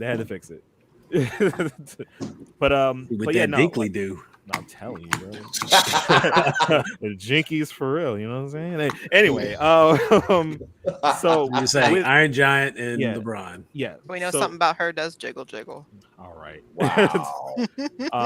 Now granted, I have not tried out everyone on the roster just yet. But yeah, everybody plays vastly differently. Where you'll have somebody like Rain Dog, who's a support character who can like put a tether on their teammates, and if they get into a bad position, they can just kind of yank them back to a safer position. Then you have Harley, who is literally just acrobatics on speed. She has of course she has her classic hammer, she has her bat, she has little bat bombs and stuff that she can throw out that'll put a default buff on them and have them catch on fire, stuff like that. Garnet is just a big old heavy punchy girl, and also she sings because of course she does, because she's voiced by Estelle. And that whole show is cool. Yeah, that whole show is just nothing but a musical. Shaggy taps into his power of Ultra Instinct. And that's his character type. Superman, I can't really get a bead on Superman. He does Superman things, but not really. I can't. Would you say he's the most useless character in the whole thing? No, because the most useless character. I'm sorry. No, because the most useless character on the roster as of right now is Taz. Aww. They had to nerf Taz because he was doing entirely too much. Taz was wreaking havoc online because he has of course it's Taz the Tasmanian Devil. He spins, he does the thing, right? But his spin was actually too strong. If one part of it hits you 4 times, and the knockback on that thing is ridiculous that he can kill you at early percents. Oh wow. So they immediately had to nerf him. That's why I brought it up. Like, yeah, they'll tweet out like, yeah, we're aware of the problem. We're fixing it. Taz is the first victim of this. Oh, poor Taz. Because he was too strong. Look, he's just trying Would to not have exist been my out here. guess. Would not have been my guess for who they nerfed first. Nah, man. Nah, They nerfed Velma's ass. They nerfed Taz spin. I mean, they had What's to left? do a lot. Wonder Woman, just going down like a couple other characters I've kind of played a little bit. Wonder Woman is she's an odd case for me because her thing is about giving armor to her teammate. Yeah, it's odd because I think she'd be a little bit more of a brawler, but she's much more of a support tank than anything. Just that Gal Gadot. I'm telling you. And then you have Tom and Jerry, who I don't think they're aware that they're fighting other people because Tom and Jerry are actively just fighting each other while people are fighting around them. sounds about right. That's their moveset. Like Tom and Jerry will have like their little fight, and then like you can throw Jerry out, and Jerry will throw like tennis balls at Tom, and he'll smack them back and hit people. They're accidentally fighting other people while they're fighting each other. It's the best thing, but it's the funniest shit in the world. So I'm gonna try to just show this little bit of gameplay. What is our timer at? 2:16. Okay. Well, speaking of timer, unfortunately, I've got to go to bed. I'm pulling a lot of overtime at work right now. Not a problem, sir. Y'all have a great night. All right, man. Night. Well, speaking of Harley Quinn, new season comes out, I think, tonight on HBO Max. Hold on, what? Hey. I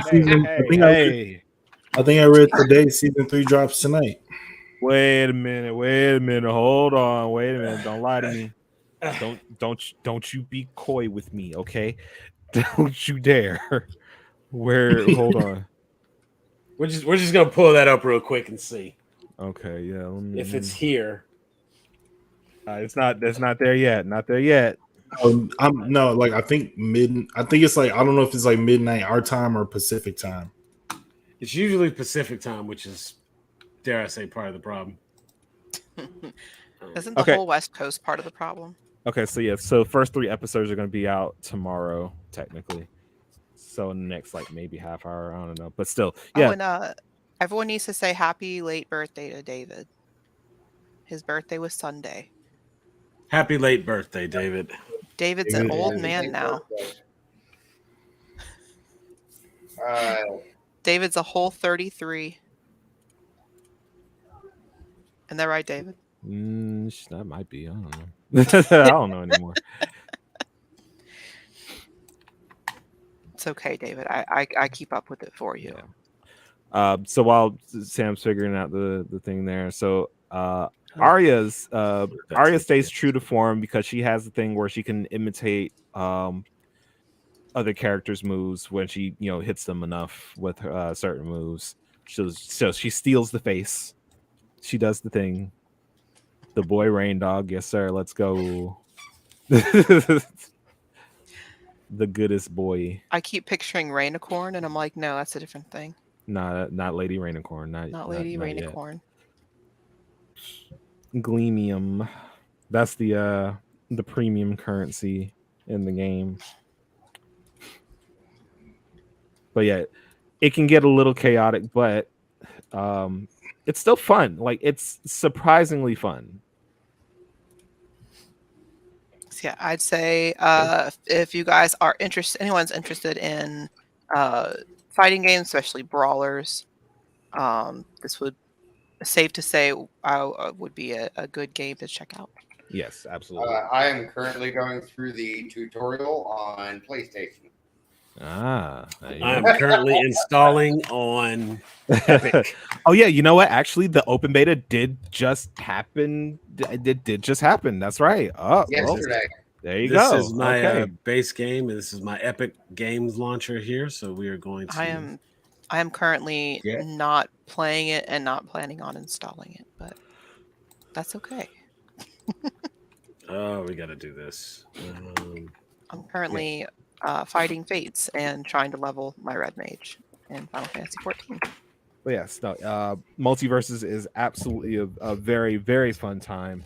And like I was saying earlier, like we have a couple of other games that are coming out that are potentially going to be free to play, like the League of Legends fighting game, and there's another one that I can't quite think of at the moment. But I think that the fighting game developer community was kind of watching this game to just see what they should be looking out for, and I think that they have a lot that they can pull from, especially if they're doing a free-to-play game, because this is how you do a free-to-play fighting game.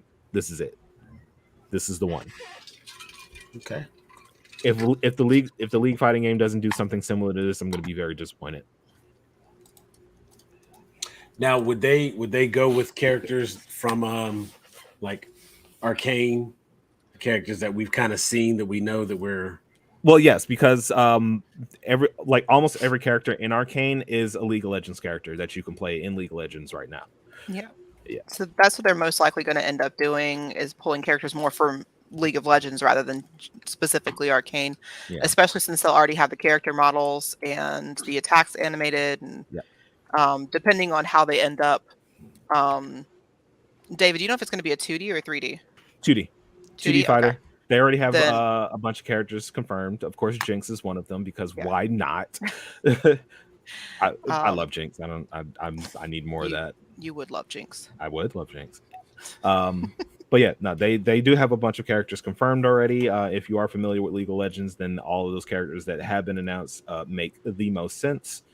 Teemo has not been confirmed as of yet, because Teemo is very small, and I don't know how that would work. Just the little mouse dude. Little hamster boy. Yeah. That everyone calls Satan. Yeah, he is. Anyway, but yeah.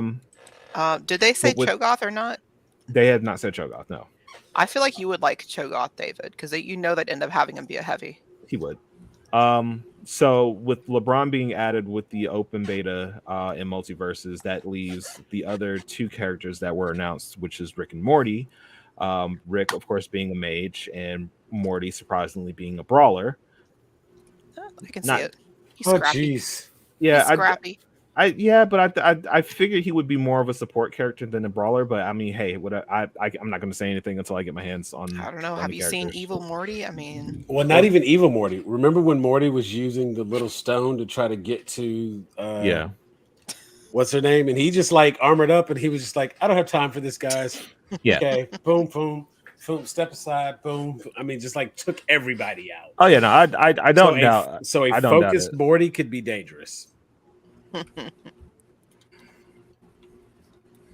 I don't know. I am curious about the choice and role, but I'm not saying that, whatever. It's fine. I'm totally fine with it. More characters is more characters. But they also, and I don't know how true this is, there are a couple rumors that there are other characters that are in the pipeline. I think Fred Flintstone was one of them. Why not? It's the Smash effect again. It's like you hear a character that's about to come out and you're just like, there's no fucking way. And then surprise, Sora from Kingdom Hearts is in Smash Brothers now. Okay. So David, which character or characters would you most like want to see and then bring into the game? Well, see, there's the thing about it. I don't know what the rules are. That's the problem. It sounds like it just has to be a Warner Brothers property. Yeah. Right. So I would, if that's the case, then like the safe bet is I would like to see more Steven Universe characters. Like I would definitely like to see Connie. I would love to see like Amethyst, Pearl. What's the fusion? I was about to say Connie is Connie or Stevani? Stevani, yeah. Yeah. Like any more Steven Universe characters is totally fine with me. I would beg and plead for them to not put the Joker in. I would pay an exorbitant amount of money for them to not put the Joker in. Please don't put the Joker in. What about Poison Ivy? I would take Poison Ivy over Joker because I am so sick of seeing the goddamn Joker. There's other goddamn characters. Next year, Comic-Con 2023. No. I mean, honestly, Scars. Given the strength of the character in the Mortal Kombat franchise, I mean, he's a solid fighter. I mean, I know he's coming, but I don't want to see him anymore. I'm so tired. I'm exhausted. I mean, I honestly think that a game of this format, I won't say it's beneath Joker. Obviously, they have Batman and Superman there, so it's nothing is beneath putting your big names in there. But it's like you only have Arya Stark. If you have the entire Game of Thrones cast, you only have Arya Stark. And granted, there's not a lot of people that you could fight with. So when you think about the fighters, I'm looking at Finn the Human there, and I'm like, well, we could. You have Finn and Jake. Yes. Obviously, you take their counterparts. We can definitely lean towards Cartoon Network as a whole, and that opens up a ton of characters right there. So if that's the case, then, and I don't know how they would do it. I don't know, but I want Johnny Bravo. I want a Samurai Jack. I want. That does kind of open it up to like all the cartoons. Like I want some. Hell, let's throw Ed and Eddie up there. Yeah, honestly, Rolf, yes. David, Rolf. Yo, give me Rolf. Yo, give me the Shaggy. son of a shepherd. Give me the Rolf son of a shepherd. Shaggy is a battle I didn't know I needed. Yes, I need to see the son of a shepherd in multiverses today. All right, with Plankton or something like not Plankton. Plank as well, because why not? Johnny and Plank. Like all the older power Harlem Globetrotters. Put them in there. They had a cartoon. Two stupid dogs. No, that's not because that's technically Fox. I was about to say like maybe a Futurama character, but like that's under Fox. I don't even know who is it. Fox now, because I thought Futurama got passed around. I don't think they're under WB though. That's the thing. No, last I knew they were under Cartoon Network, but I think that was just they bought the show out to show. I don't know who does them now. Yeah, they bought the syndication. I don't think they have the. I don't think it's Disney. Like, I don't think it was owned by Fox because they never showed us anything about. No, Futurama. it was owned by Fox because they made a joke about it in the in one of the things when it came back. Mm-hmm. They had the Torgo's executive powder was made up of Box executives instead of Fox. Yeah, but I think it's like some weird thing where like Matt, however you say his name, Matt Groening has like ownership of it, because it wasn't like when we were like the company I was working at was a Disney licensor when the merger acquisition happened. And that was like everybody was like, "Oh, so you're gonna have Futurama now?" And they were just like, "No." So I think he has like, at least on the licensing side, he has like some separate deal or whatever for Futurama. Yeah, because it's definitely not packaged. The syndication options for Futurama are different than other shows, but technically, as it does fall under Fox Animation, produced by 20th Century Animation, it is owned by Disney. Okay, so that's out then. It is a Disney property. Which sucks because like Futurama characters would go crazy in this game. Like it would be amazing. Zoidberg. Absolutely Zoidberg. David, I feel like there's any number of like Adult Swim characters, like Squidbillies or something. Yeah. Aqua Teen. Yeah. Meatwad in this game would actually be kind of nuts. Space Ghost. So what is the rating on the game currently? The rating, like the user rating? No, the age rating. The age rating on this game is yes. Okay. Well, I mean, the only reason to ask is like some of those characters are not exactly E for everyone characters. This is true. Although they would be fantastic additions, Adult Swim characters are Adult Swim characters. Well, but if they don't give them lines that would be raunchy, Or if they tone it down, then it could be fine.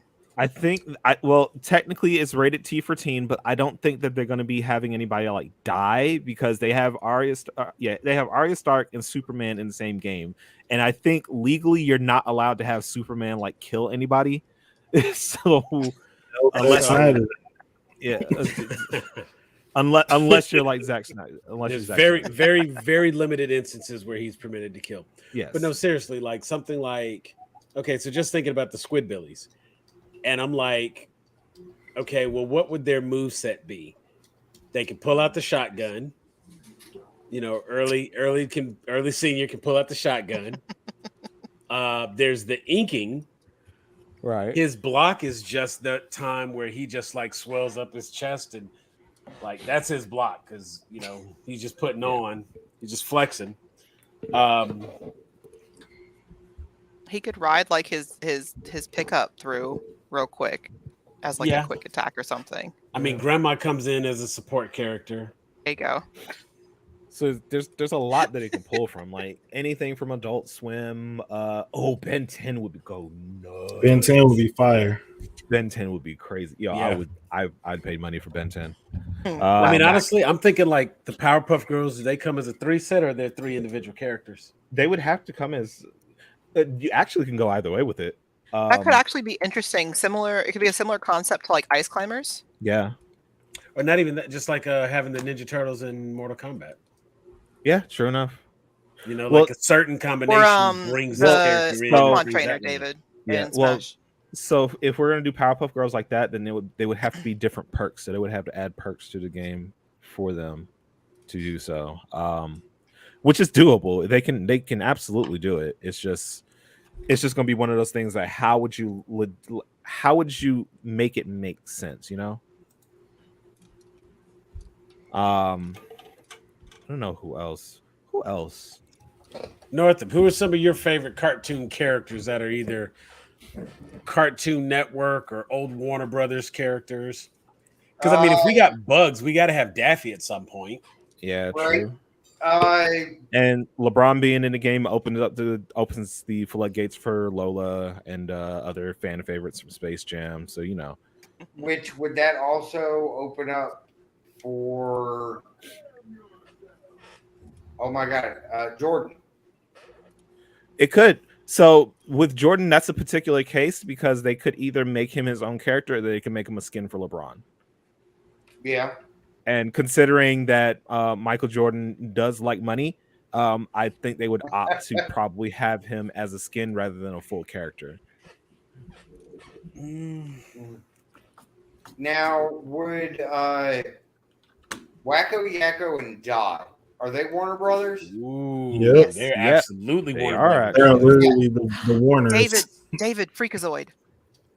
Oh, Freakazoid could go crazy. See, the possibilities are endless. Oh, The I like possibilities that are one. endless. Yeah. Is Earthworm Jim? Yo, and Linda might have did something. Hold on, wait a minute.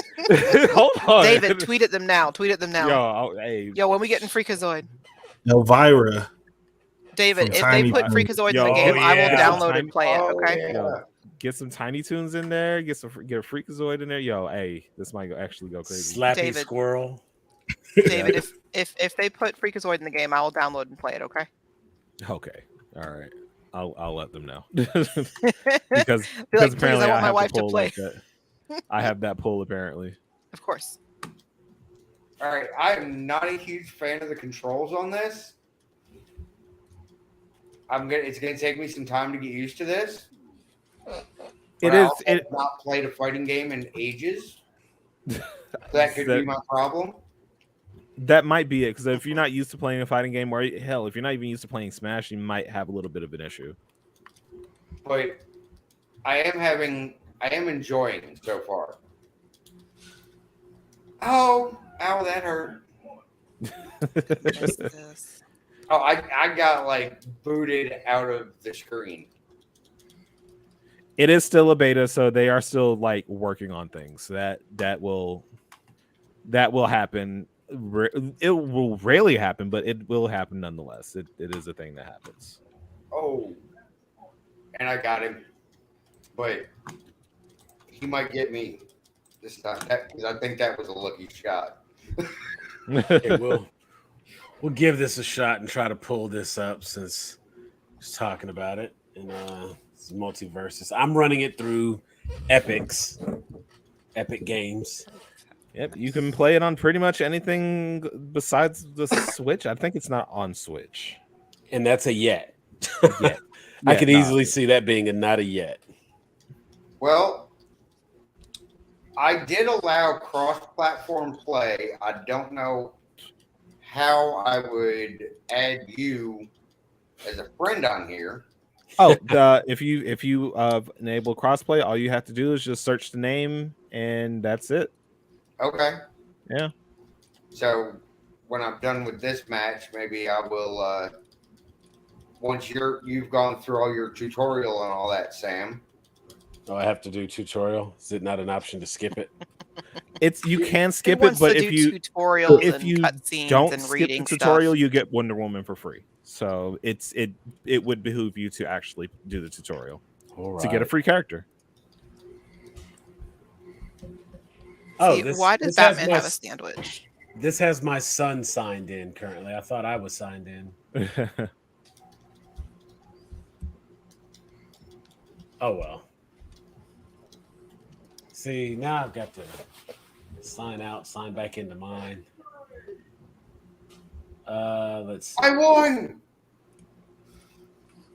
There you go. WB Games account to play. I feel like I have that already, so give me a second. We're gonna try this again. Let me stop sharing first because I don't know what's on my desktop currently. There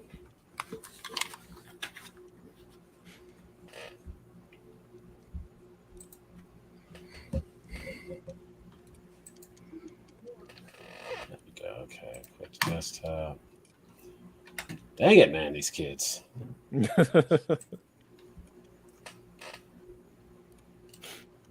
a page. It's like Joe Jackson in the Jackson 5 movie. He's like, "Who left the towels in the pool?" Right. Marlon. I saw the dad from the Jackson 5 movie in LA one time. I was at like a red light and he was about to like cross the street. And I was literally rolling down my window to yell who left the towels in the pool. And my wife rolled the window right back up. That's hilarious. Hey man. Let's see. Boom. Let's try this again. Epic's game launcher. Well, I'm gonna get this thing figured out. I'm gonna jump in here and try to play a little bit of multiverses. Maybe next go round we will get on then, since David likes to get on fighting games. Speaking of which, at some point soon, man, I want a rematch. Okay. Just let me know when. I want a rematch on that DNF duel. Just let me know when. That was the response of a man with no fear of the Not at all. Not at all.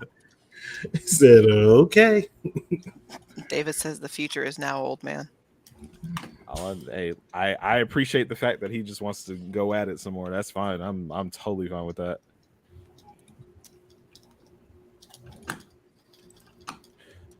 Let's see. Where is the thing? See, David, you'd be proud of me. I was going to make a dirty joke there, but I didn't. You're welcome.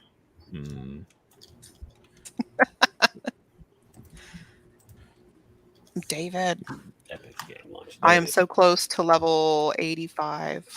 You're really trying to beat him. I'm trying to save you that 50K. The 50K that you offered up of your money, and then if I win, then I get 50K from him. If I lose, then he gets 50K from you. So I still win didn't for consider you. this. That's wow. just putting it out there. I still did not consent to this. You consented by marrying me. It's That's fine. not how that works. Yes, it is. It's fine. Don't worry about it. No, Buff actually messaged me, and he's like, "Oh, you trying to sneak in some extra levels, huh?" And I'm like, "Maybe." I didn't get to finish my roulettes earlier today, so I was finishing them now. Actually, right now I'm just running Fates, so. And I'm sitting in a queue for a guild test that's 12 minutes long, because why not? That makes sense.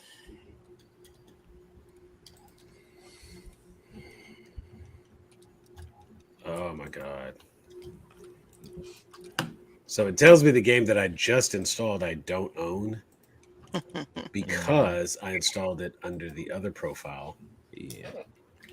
You wouldn't download a car. I would absolutely. What do you mean? What do you mean? I remember those commercials. Those VHS pre-movie advertisements. You wouldn't download a car. That's where you're wrong. Would absolutely download a car. I would download several cars. What do you mean? Or if LimeWire would allow me. What people are doing now. They just go online and they order a car and then it shows up at their house. I mean, that's how I got my first car. That is exactly a thing. Just a weird tangent. Like, remember when they used to tell us that we should not talk to strangers on the internet or get into strange cars with strangers? But literally, like in this day and age, we literally get on the internet to summon strangers with cars to our location. Right. Like, and this from the generation that said, "Don't talk to strangers and don't right. get strangers' cars." Do No, not get this the is strangers from the cars. same generation who says don't give out any of your real information online, but yet they get scammed all the time now because they give out all of their real information online. Shots fired. The worst part is the people who will use every one of those what is your hip hop name generator? Give me, like, you use the, what is it?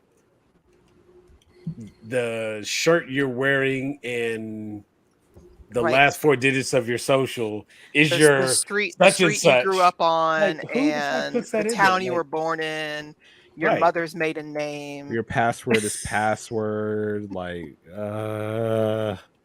David, yes. David, why is my computer not turning on?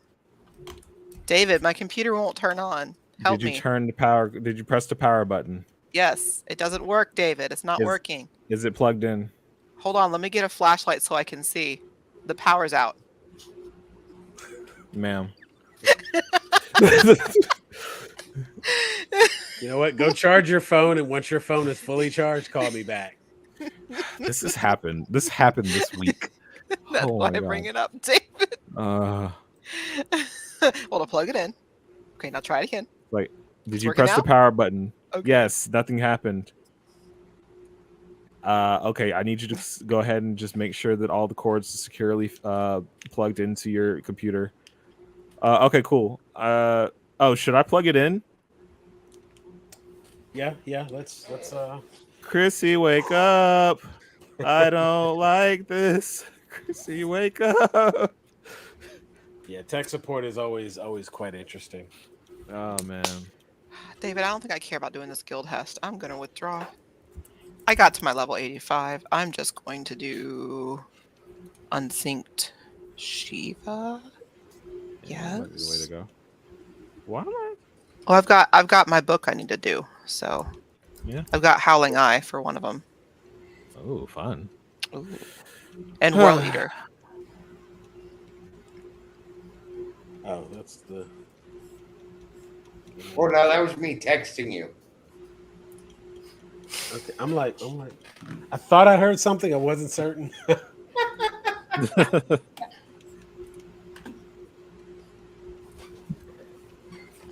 How we met in virtual reality. You know what's funny? There's this random person that I actually follow on TikTok when I knew nothing about TikTok. Right. And all of his posts are like virtual reality creations. And it started off, there was a lot of like dance segments and whatnot. Right. And Shift F3 to open Filter Friends. Total progress, search achievements. Okay. Nope. It says I still need this code. I figured like I already had a WB Games account, but I guess not.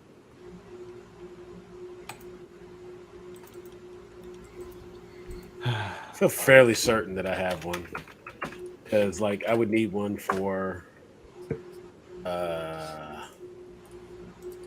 what, the Mortal Kombat series and stuff.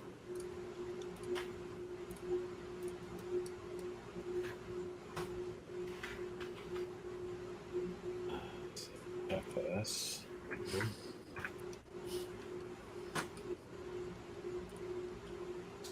Don't have a password, but I should know a password. So, Well, while Sam is doing that, so one of the things that Right. was announced at Comic-Con that is not comic book related, Dragon Ball Superhero gets a Superhero. trailer. Oh. Ooh, David, you excited about that Yeah. Dragon Balls? I am. I'm Them Bali trying dragons? so hard to not watch any of these trailers because people are saying like there's so many spoilers, and I'm like, I don't want to be spoiled, but I also am hearing a lot of shit about Gohan, and I'm excited, Must but know. must know, but I also don't want to ruin it for myself because I know how Toei likes to do their trailers, which means they like to give you like half the movie in the trailer. So Very much so. yeah, so I'm being very careful about how I'm consuming these trailers. So I haven't seen the one from Comic-Con yet, but I might skim it later just to see. But I don't know. I don't know what I'm gonna do. Well, I know they're going to have like Ooh. our local movie theater, the one here in Conyers, Mm, the AMC Conyers Crossing 16. yes. They're actually going to be showing the movie there. Let me see if Movie Tavern is going to, because that's mine and David's movie theater that we go to. I would love to see that movie tower and get my little drink on and. Mm-hmm. Now they have two showings, and it's the English language dubbed, no subtitles, and Japanese with English subtitles. What date is supposed to be out? I have August 18th, Thursday, Oh, August 18th. Damn, that is soon. Holy shit! I thought I had more time. Yep, David, it's gonna be. They have the dubbed is gonna be at Movie Tavern. May want to do that then. So Sam, if you wanted to try and plan an event, I mean, Movie Tavern got some good stuff going down there. Get some good food, some good drink. Is that an AMC theater? That is not an AMC. That is a Marcus Theaters. Okay. But there's also they have like the really nice like large loungy seats and everything too. Okay. And David and I have a popcorn bucket there. It's the most important thing. I'm trying to figure out the way my emails are filtered right now. This is like, what? So yeah, I'm gonna do that later. It's a lot to play this game. Like I just wanted to turn on and play, and it's like making me do stuff. I don't want to do stuff. I just wanted to turn it on and play. But now it's like, oh, you need this and you need that, and I feel like I have one, and now it's like, no, you have to get this. I'm just like, ugh. Like I saw this like you're gonna need a WB account to play it. I'm like, let me go ahead and make that now and make sure I have that ready because I know that this is gonna be a pain in the ass later.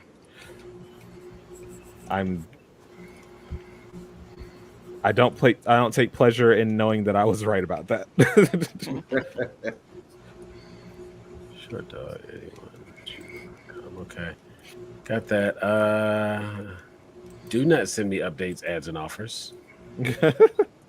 Right? David, I got a bingo. You got a bingo. What? How exciting. Out.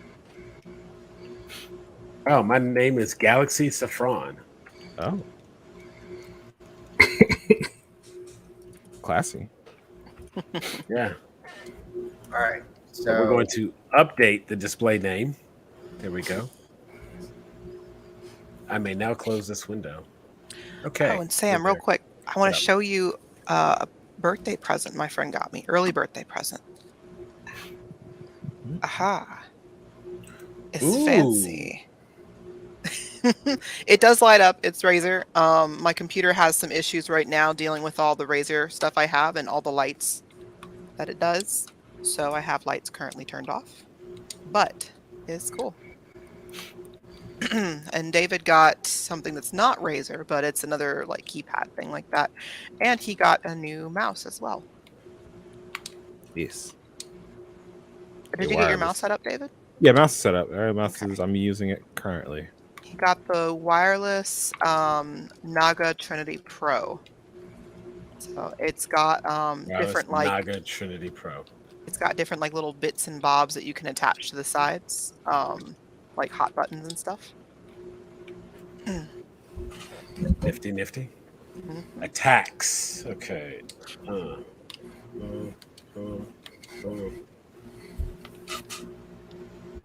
wow. You know what? Since it's up and running,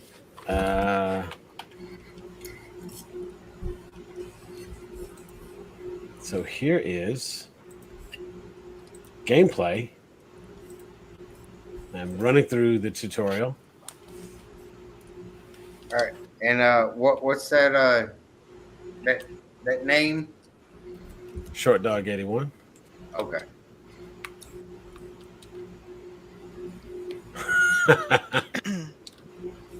And David will have to ask Brandon if he wants to go see the Dragon Ball movie. I assume Brandon and Katie will want to. Oh yeah, 100%.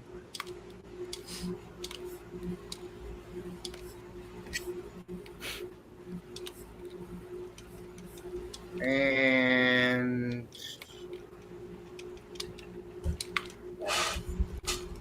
I'm getting nothing. Spell it out. SHORT DOG 81. Yeah.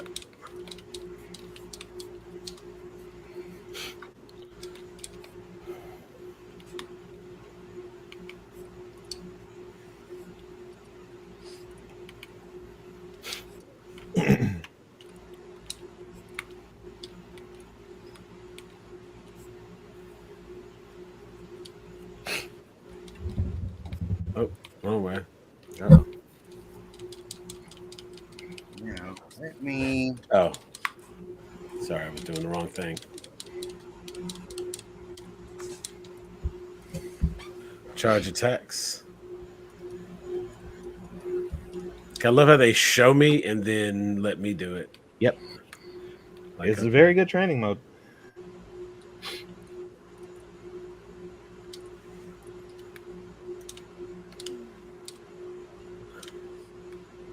And David, don't forget to finish your book in Final Fantasy. I won't. I have it until the second. I'm actually planning on just knocking it out tomorrow. Yeah, I mean that's what I'm doing now is knocking mine out. Yeah.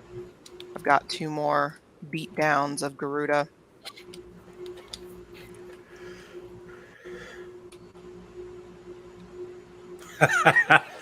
Ultra Instinct Shaggy. They went there.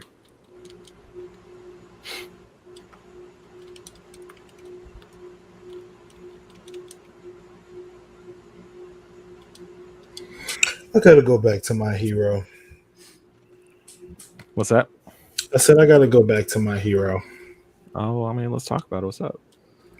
No, I just need to go back to it.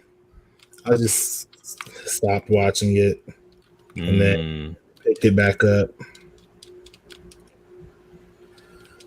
I feel you. I don't remember where I stopped watching it, David. You were in the middle of the. I feel like the I tournament. finished the first season. You did. You're in the middle of the tournament. Okay. Bugs Bunny is your display picture, Sam? I couldn't tell you. I'm not past that yet. I'm still doing the training. And David, we need to watch more. I assume we need to pick up more Black Clover. Yes. Especially since the movie is going to be out next year. Why do I have to know what's going on? Yeah. I know stuff. I don't know why you're like this. What?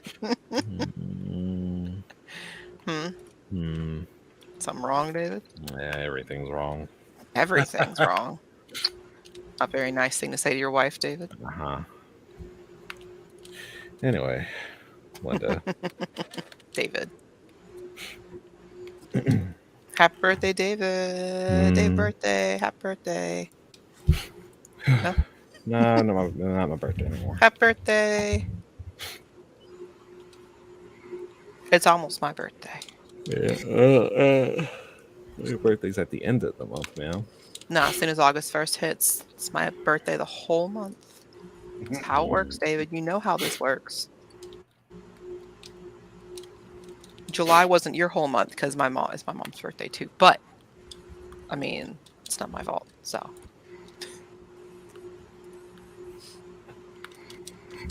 And you get to go play with the otters soon, David. One Wonder Woman blocked. Oh, how much more to this tutorial? How close am I to being done with the tutorial? I'm about to jerk off with myself. It's actually not that much. You're not that far away from it. Are you heading out, Linda? In a second. I'm just turning in my book, bless you. And because it's very warm in here. I had the fan on low, but it's not doing a whole lot.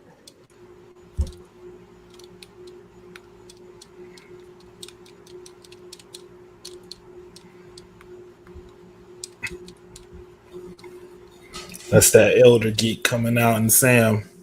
I don't need to do no damn tutorial. Oh, is that what I can say as well? Yeah, David, that's all it is. Just because I've been into geeky stuff for a very long time, David. That's all it is, David. Uh-huh. No harm. Uh-huh. Okay. Okay. Okay. David. What? David all mean. Oh, okay. Yeah, all right. All I had to do was knock off the screen. I own her now. I have Wonder Woman. Okay. Yay. We did stuff. Yeah. Okay. No. Go to main menu. It's like, nope. Okay, there we go.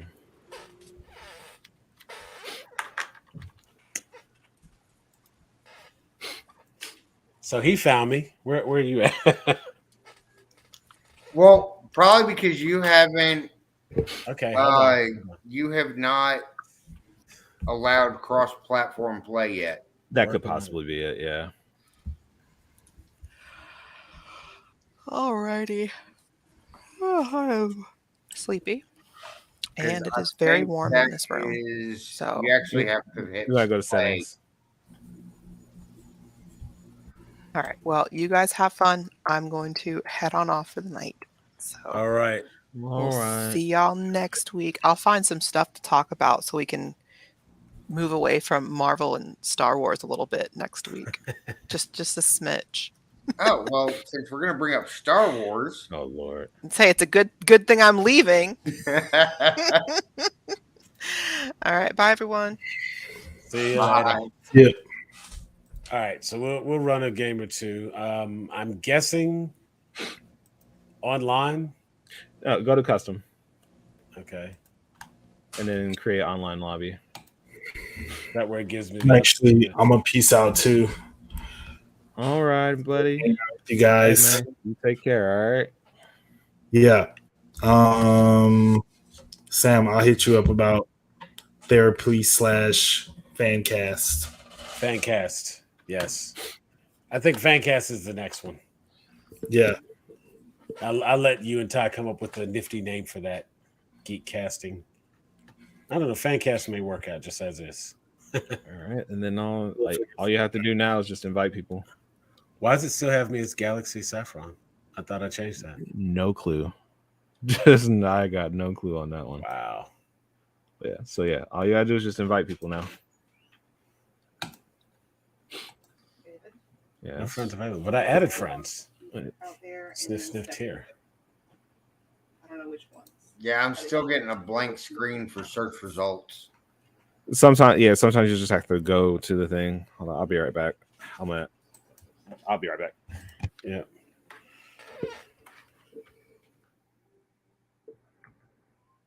Hey, that's me right there. Can you see it on screen? It says Short Dog 81. Oh, But it says right there, Galaxy Saffron 981. There we go. And all right. uh, So, yeah, it's showing Galaxy Saffron over here. I won't do you like that. Like I could do you like that, but I ain't going to. But I got Wonder Woman or Rain Dog.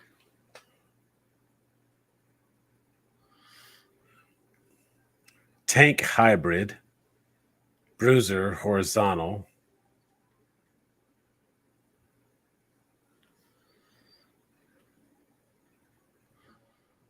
kind of wanted to check out Garnet. Let's see what his other options are. Oh, wow.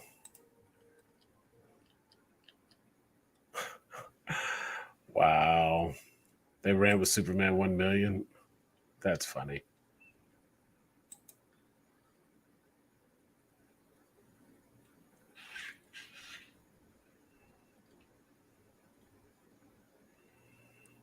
Wow, the Omega beams.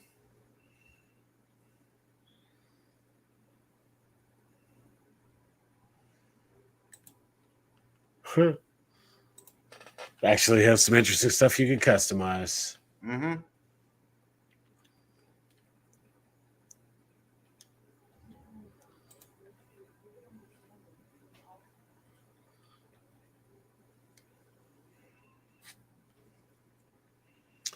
Yeah, this is giving me everything with a oh cool. Like just that quick. It went back to I think we're gonna get our butts handed to us. probably. I didn't realize we were playing online. I didn't either. I thought I was doing a custom match, but they're level 8s. Yeah. Okay, well, we'll get it figured out. Yeah, bro, I gotta change that. Why does that show Galaxy Saffron 981? That's like I literally changed that name. Why does it change? I have no idea. I'm gonna have But to go I into think my it's Epic Games Launcher. cool that's showing me on PlayStation and you on Epic. Yeah. Holy crap, look at the perks they have. Okay. Oh, this is going to be so weird.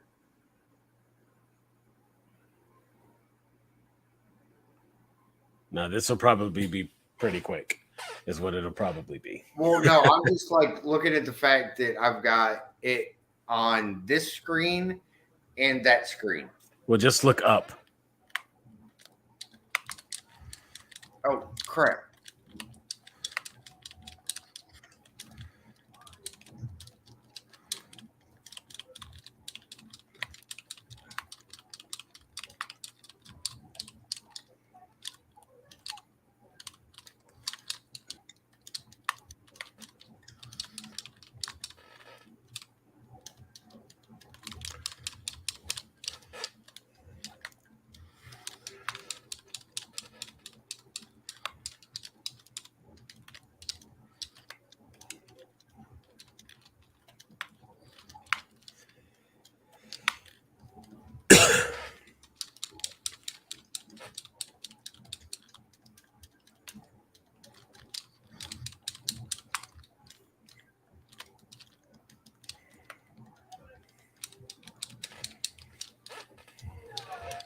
Another first one out on top of that. Come on. I was the second one.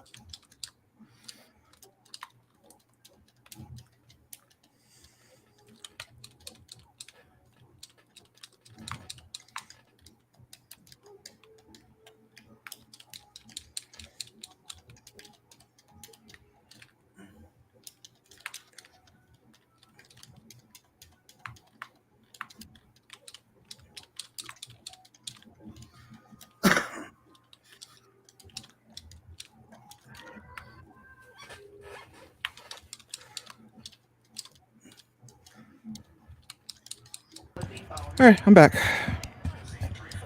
Somehow I think we ended up online.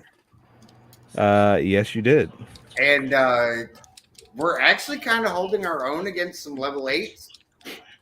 Either that or they've like realized that we don't have all the same.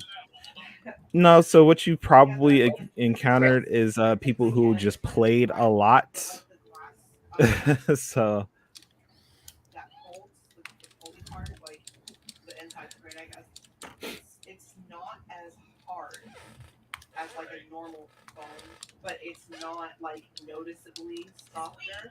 You have to like, let me see. yeah, like it's not to where it's Of course, you got the weird. Superman going. Of course. Of course. Yeah, it's just different. So, but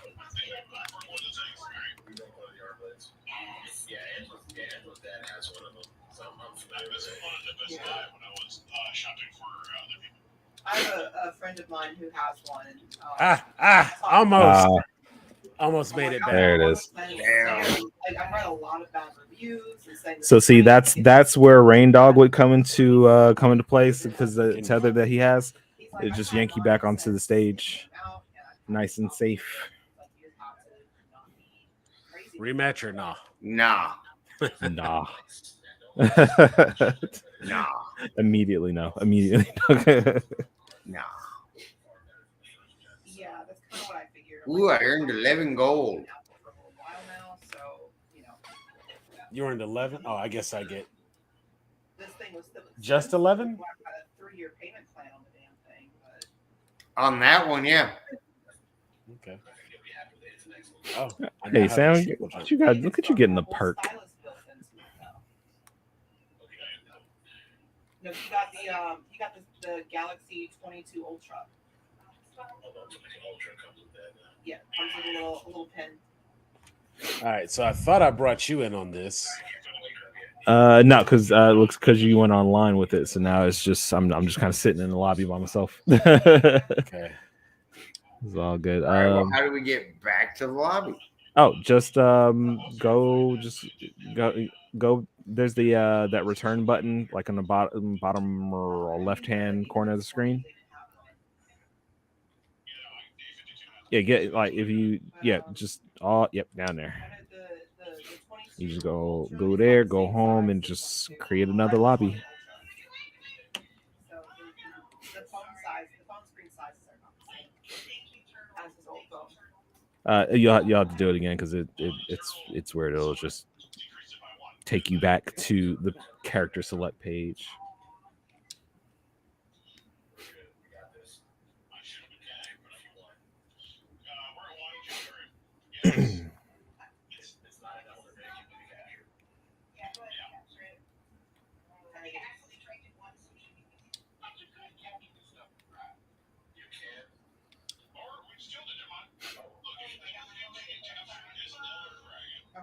Kevin. So I made a wager with Buff because he's leveling Samurai right now and I'm leveling Red Mage, and we were both at level 82. And he's like, yes, who gets the 91st? Yep. Hey, so there we go. if he does, or if I do, then he gives me 50k in gil, right? And then if he does, I am here. Then David gives him 50K. You are there.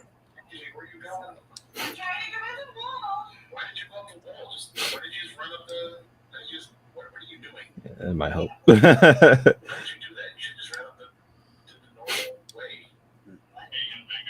I know David says he doesn't quite agree to the. It said I had an error accepting your friend request. Either way, did it let you? So. I either get 50K or I don't. Okay, fair. well, let you join the game. So That being Yeah.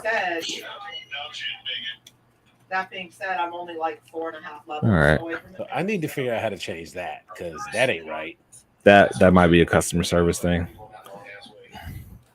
Yeah, I need to get that part figured out. Okay, right. so So, I need I a am partner. thinking of doing, You just Summoner, just throw a bot on there. That'll be fine. as just another class to rotate around. Because I feel like Summoner is going to be in a similar vein to Red Mage, where yes, you're DPS, Oh, but no. to do this No. support. Why does that get to be like no? Hey, wait. I mean, I'll take it. I'll take Add a it. bot. I go to random and it keeps selecting Superman. I'm good with Finn. You good with Okay. Finn? That's fine. That's totally fine. Regular Finn or pajama Finn? Doesn't matter. But yeah, I'm pretty close to that. So, and then I'll be doing. Then I've almost worked through most of my backlog of random. So just pick whatever you're comfortable with. Random classes I've started that just like immediately dropped. So, I've got Lancer, which I still need to. Is still pretty low level, and then my Dark Knight. All right, My let's Lancer is see. pretty close to 3. So it's not too bad. Okay, let's see. I mean, I can do Rain Dog. Let's do Rain Dog. I did start it at least, but it's very weird. Get these people who aren't locked. The Superman's a 2, so I want to try. Oh, first fusion. I like it. Did it say unlocked? Do I have that? Nope, that's you got to pay money. Okay, we can run default. Oh, they should give me the Steven Universe ring out because I'm playing with the Steven Universe character. That's what it should be. Should be, but hey.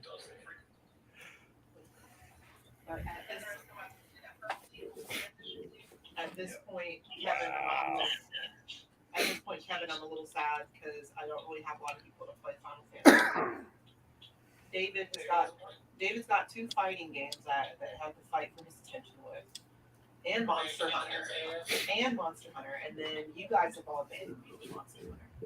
So I'm sorry. I didn't even kill the 14 in the first place. I didn't abandon you for shit. well, I meant Kevin and Angie. I know. I'm not. I'm sorry. All right, let's see here. Yeah, but you're playing Monster Hunter right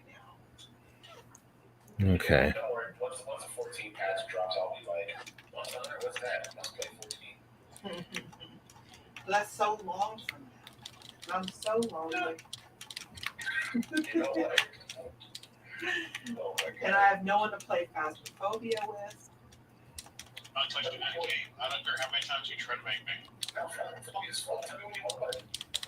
I thought we were going to play on Thursdays. You never reached out. You're the one that tends to be out more. Now listen, you're the one who's usually more on like a time crunch or busy. Okay, I do nothing. Wow. I stay home all the time, and I sleep and work and play Final Fantasy. That's it. I eat sometimes when I remember. I take my medicine. That's it. I bug David. Yeah,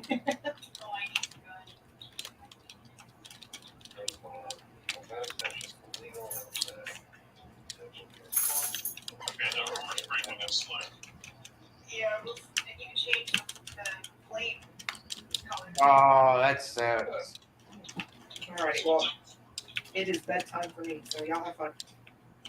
Yeah, a lot of it at the same time.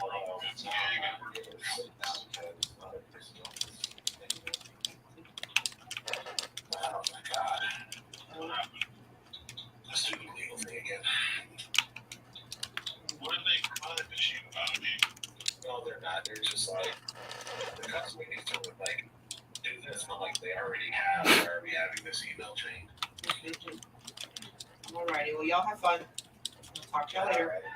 Good night.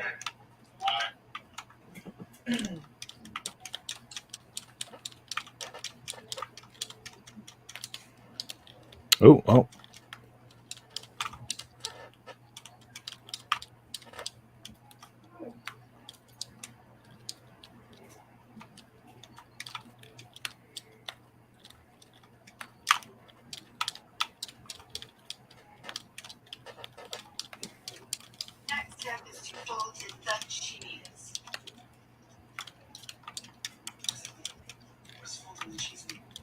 Ouch. I understand that, but how do you fold it? Do you fold it in half like Ooh. a paper and drop it in the bottom? Next step is to fold in the cheese. Next step is to fold Ooh. in the cheese. I'm safe. I'm not safe. That's free though.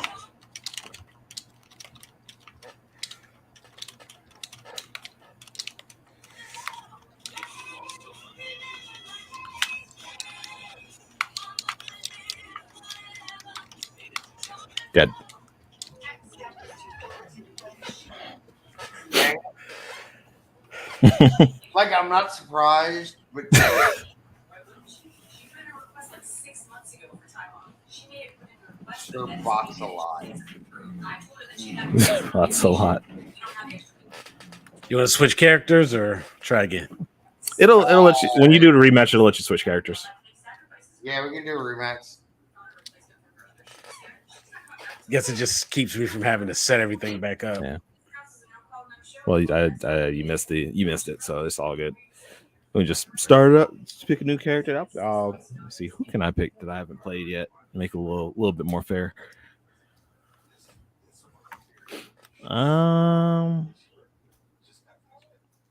See, I currently only have 3 See? options. I got it in time. Oh, You really? know what? You gonna go that way? What? Yeah, I was specifically not picking Superman. Pick him. Pick him. I got a chance to play him. I have him leveled up. I was just wanting to try the other characters available. The only options I have are Wonder Woman, Superman, Garnet. Oh, you don't even have Rain Dog? I do, but Yeah, everybody has access to Rain Dogs. Garnet, I think Steven and Garnet is Superman. locked for me. Is Garnet locked? Yeah. That For should me? be like Garnet's on that rotation. Huh.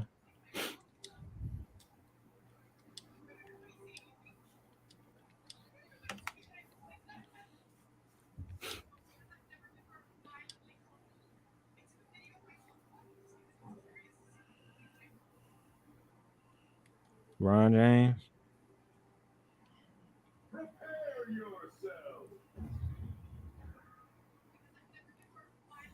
LeBron James.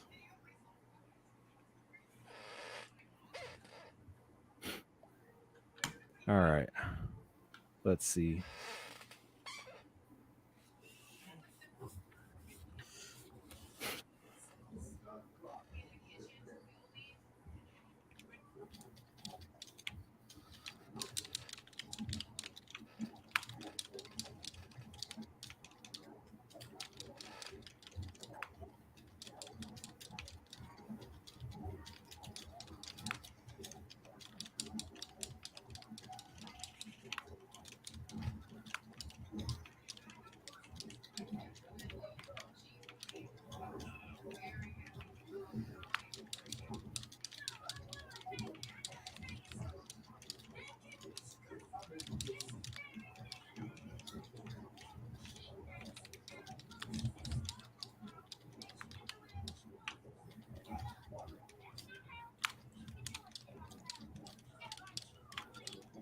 Goodbye.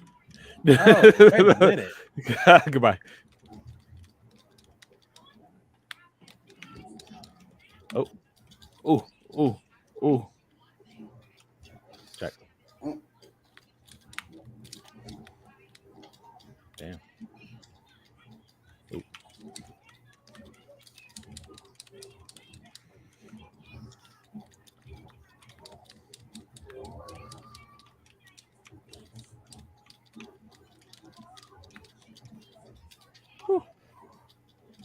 Woo, woo, woo, woo.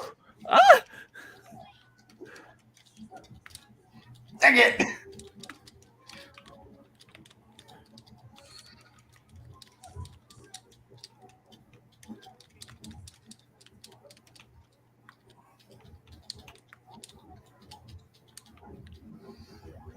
Oh, what the hell? Oh no! Oh no! Oh oh oh! Oh no! Oh,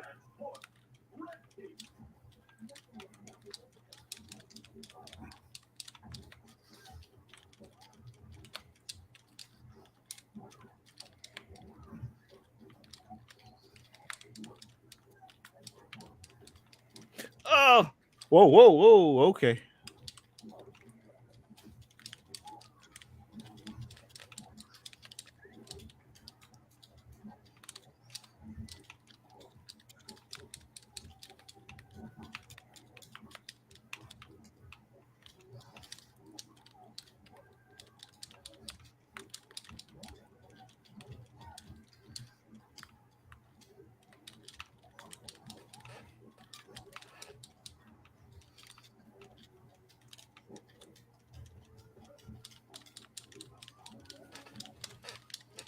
Mm, mm, mm, mm, mm.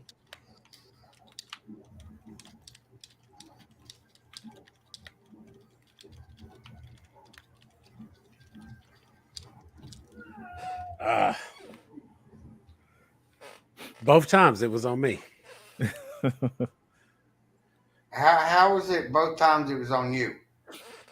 I literally jumped off the screen myself. Right. But the losses where they got knocked off a screen were me. Like you missed. I got beat up.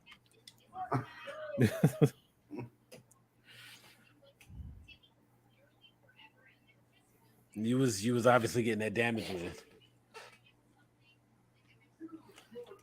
Yeah, I do not like that level. Oh, and I do have Garnet. Yeah. I do not have Steven though. Okay, so it is just it's Superman, Garnet, Rain Dog, and Wonder Woman. no, If Wonder you- Woman you get anyway. It's damn, what was it? Superman, Garnet, Rain Dog. Oh, maybe it is Wonder Woman. Yeah. Wonder Woman you get from the tutorial, so more than Yeah. likely.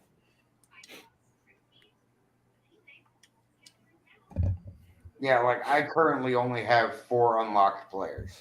As Okay. do I. So you'll have to play through some standard game to get some coins and therefore unlock some other stuff. Yep. Right.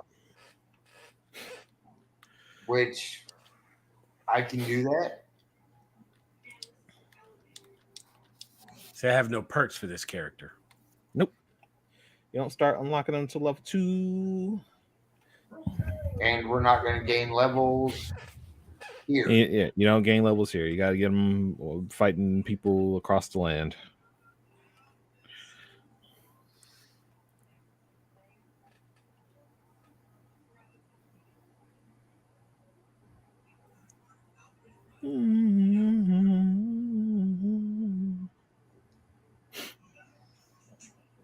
Okay, Hey. what kind of cars do cowboys drive? An Audi, partner. Oh God. Huh? Hmm. Hmm.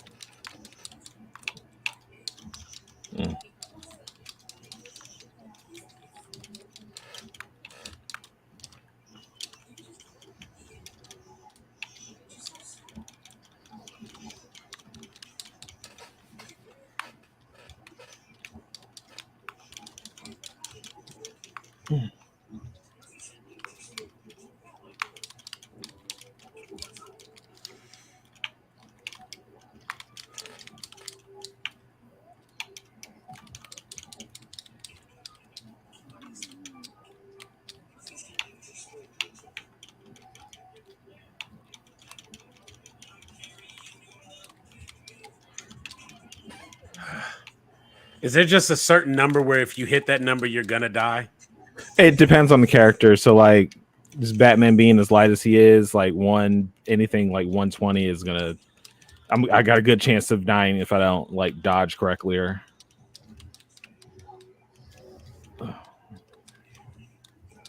Ooh.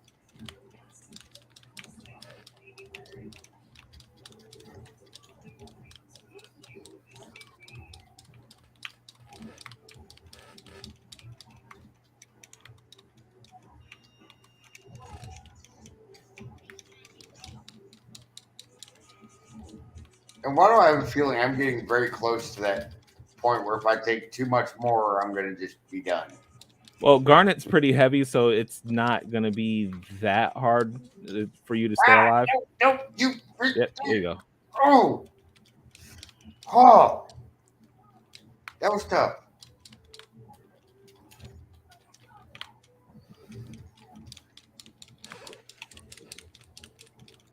That'll get you though. Damn. Whoa.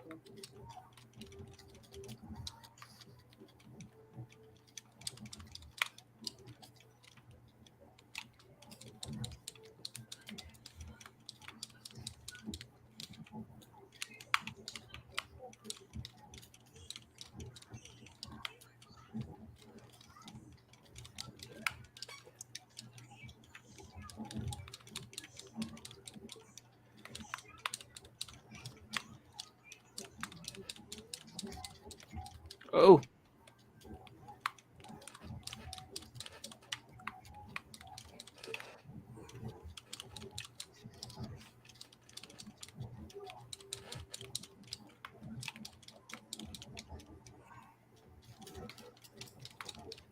Ooh. Damn. It's a little harder for me because both of y'all just do armor stuff. But more importantly, like, kind of figured out a little bit of a groove here. Jeez. All right.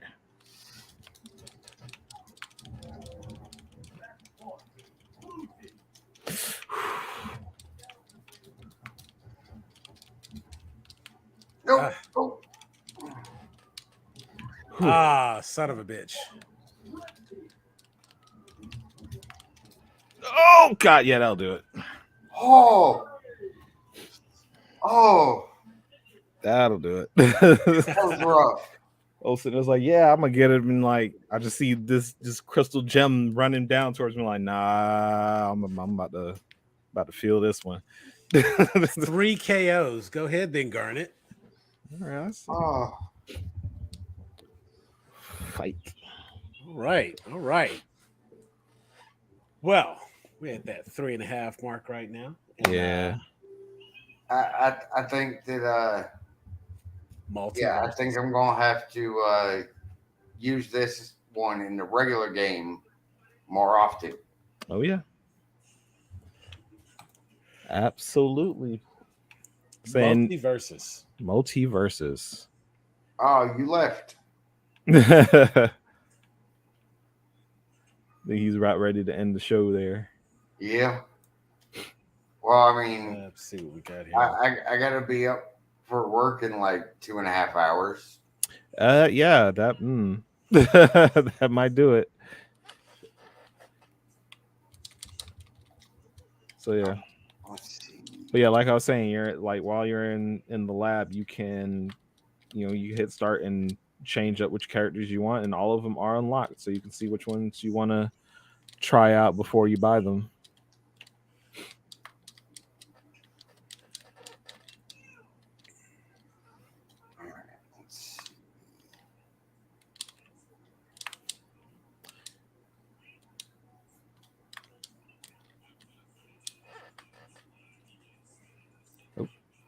All right, so cool. Oh.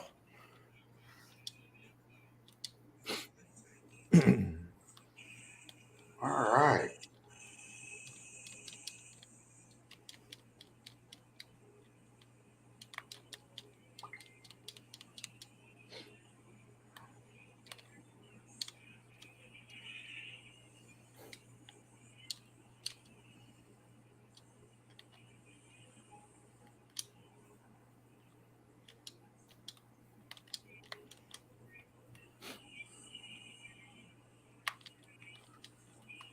Actually, it's saying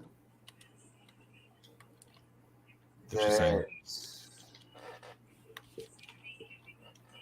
Oh, see, yeah, I could. All right, well, there's a lot to do there, and you said that's the lab. The lab is where you get to go and train and see more about the game and do some different stuff. This is the history of the character, and see, maybe we can. Oh yeah, we'll go ahead and change that. Oh nope, not changing it to that. That's locked. Uh, so you know what? We'll go with the.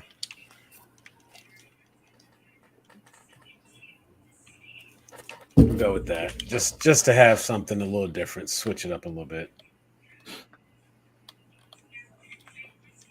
Yeah. All right.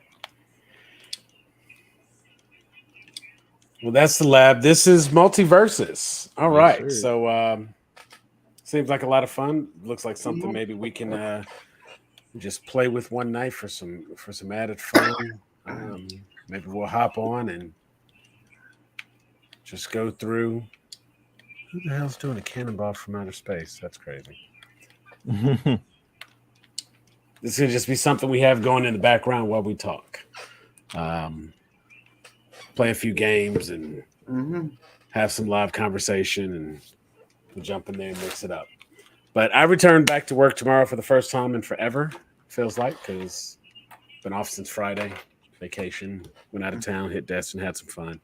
Got to go back to work tomorrow. So it was a pleasure being able to get back on and talk about a few things. And you know what? It wasn't necessarily focused all on Marvel and DC. There was San Diego Comic-Con. That just happened to be who talked at San Diego Comic-Con.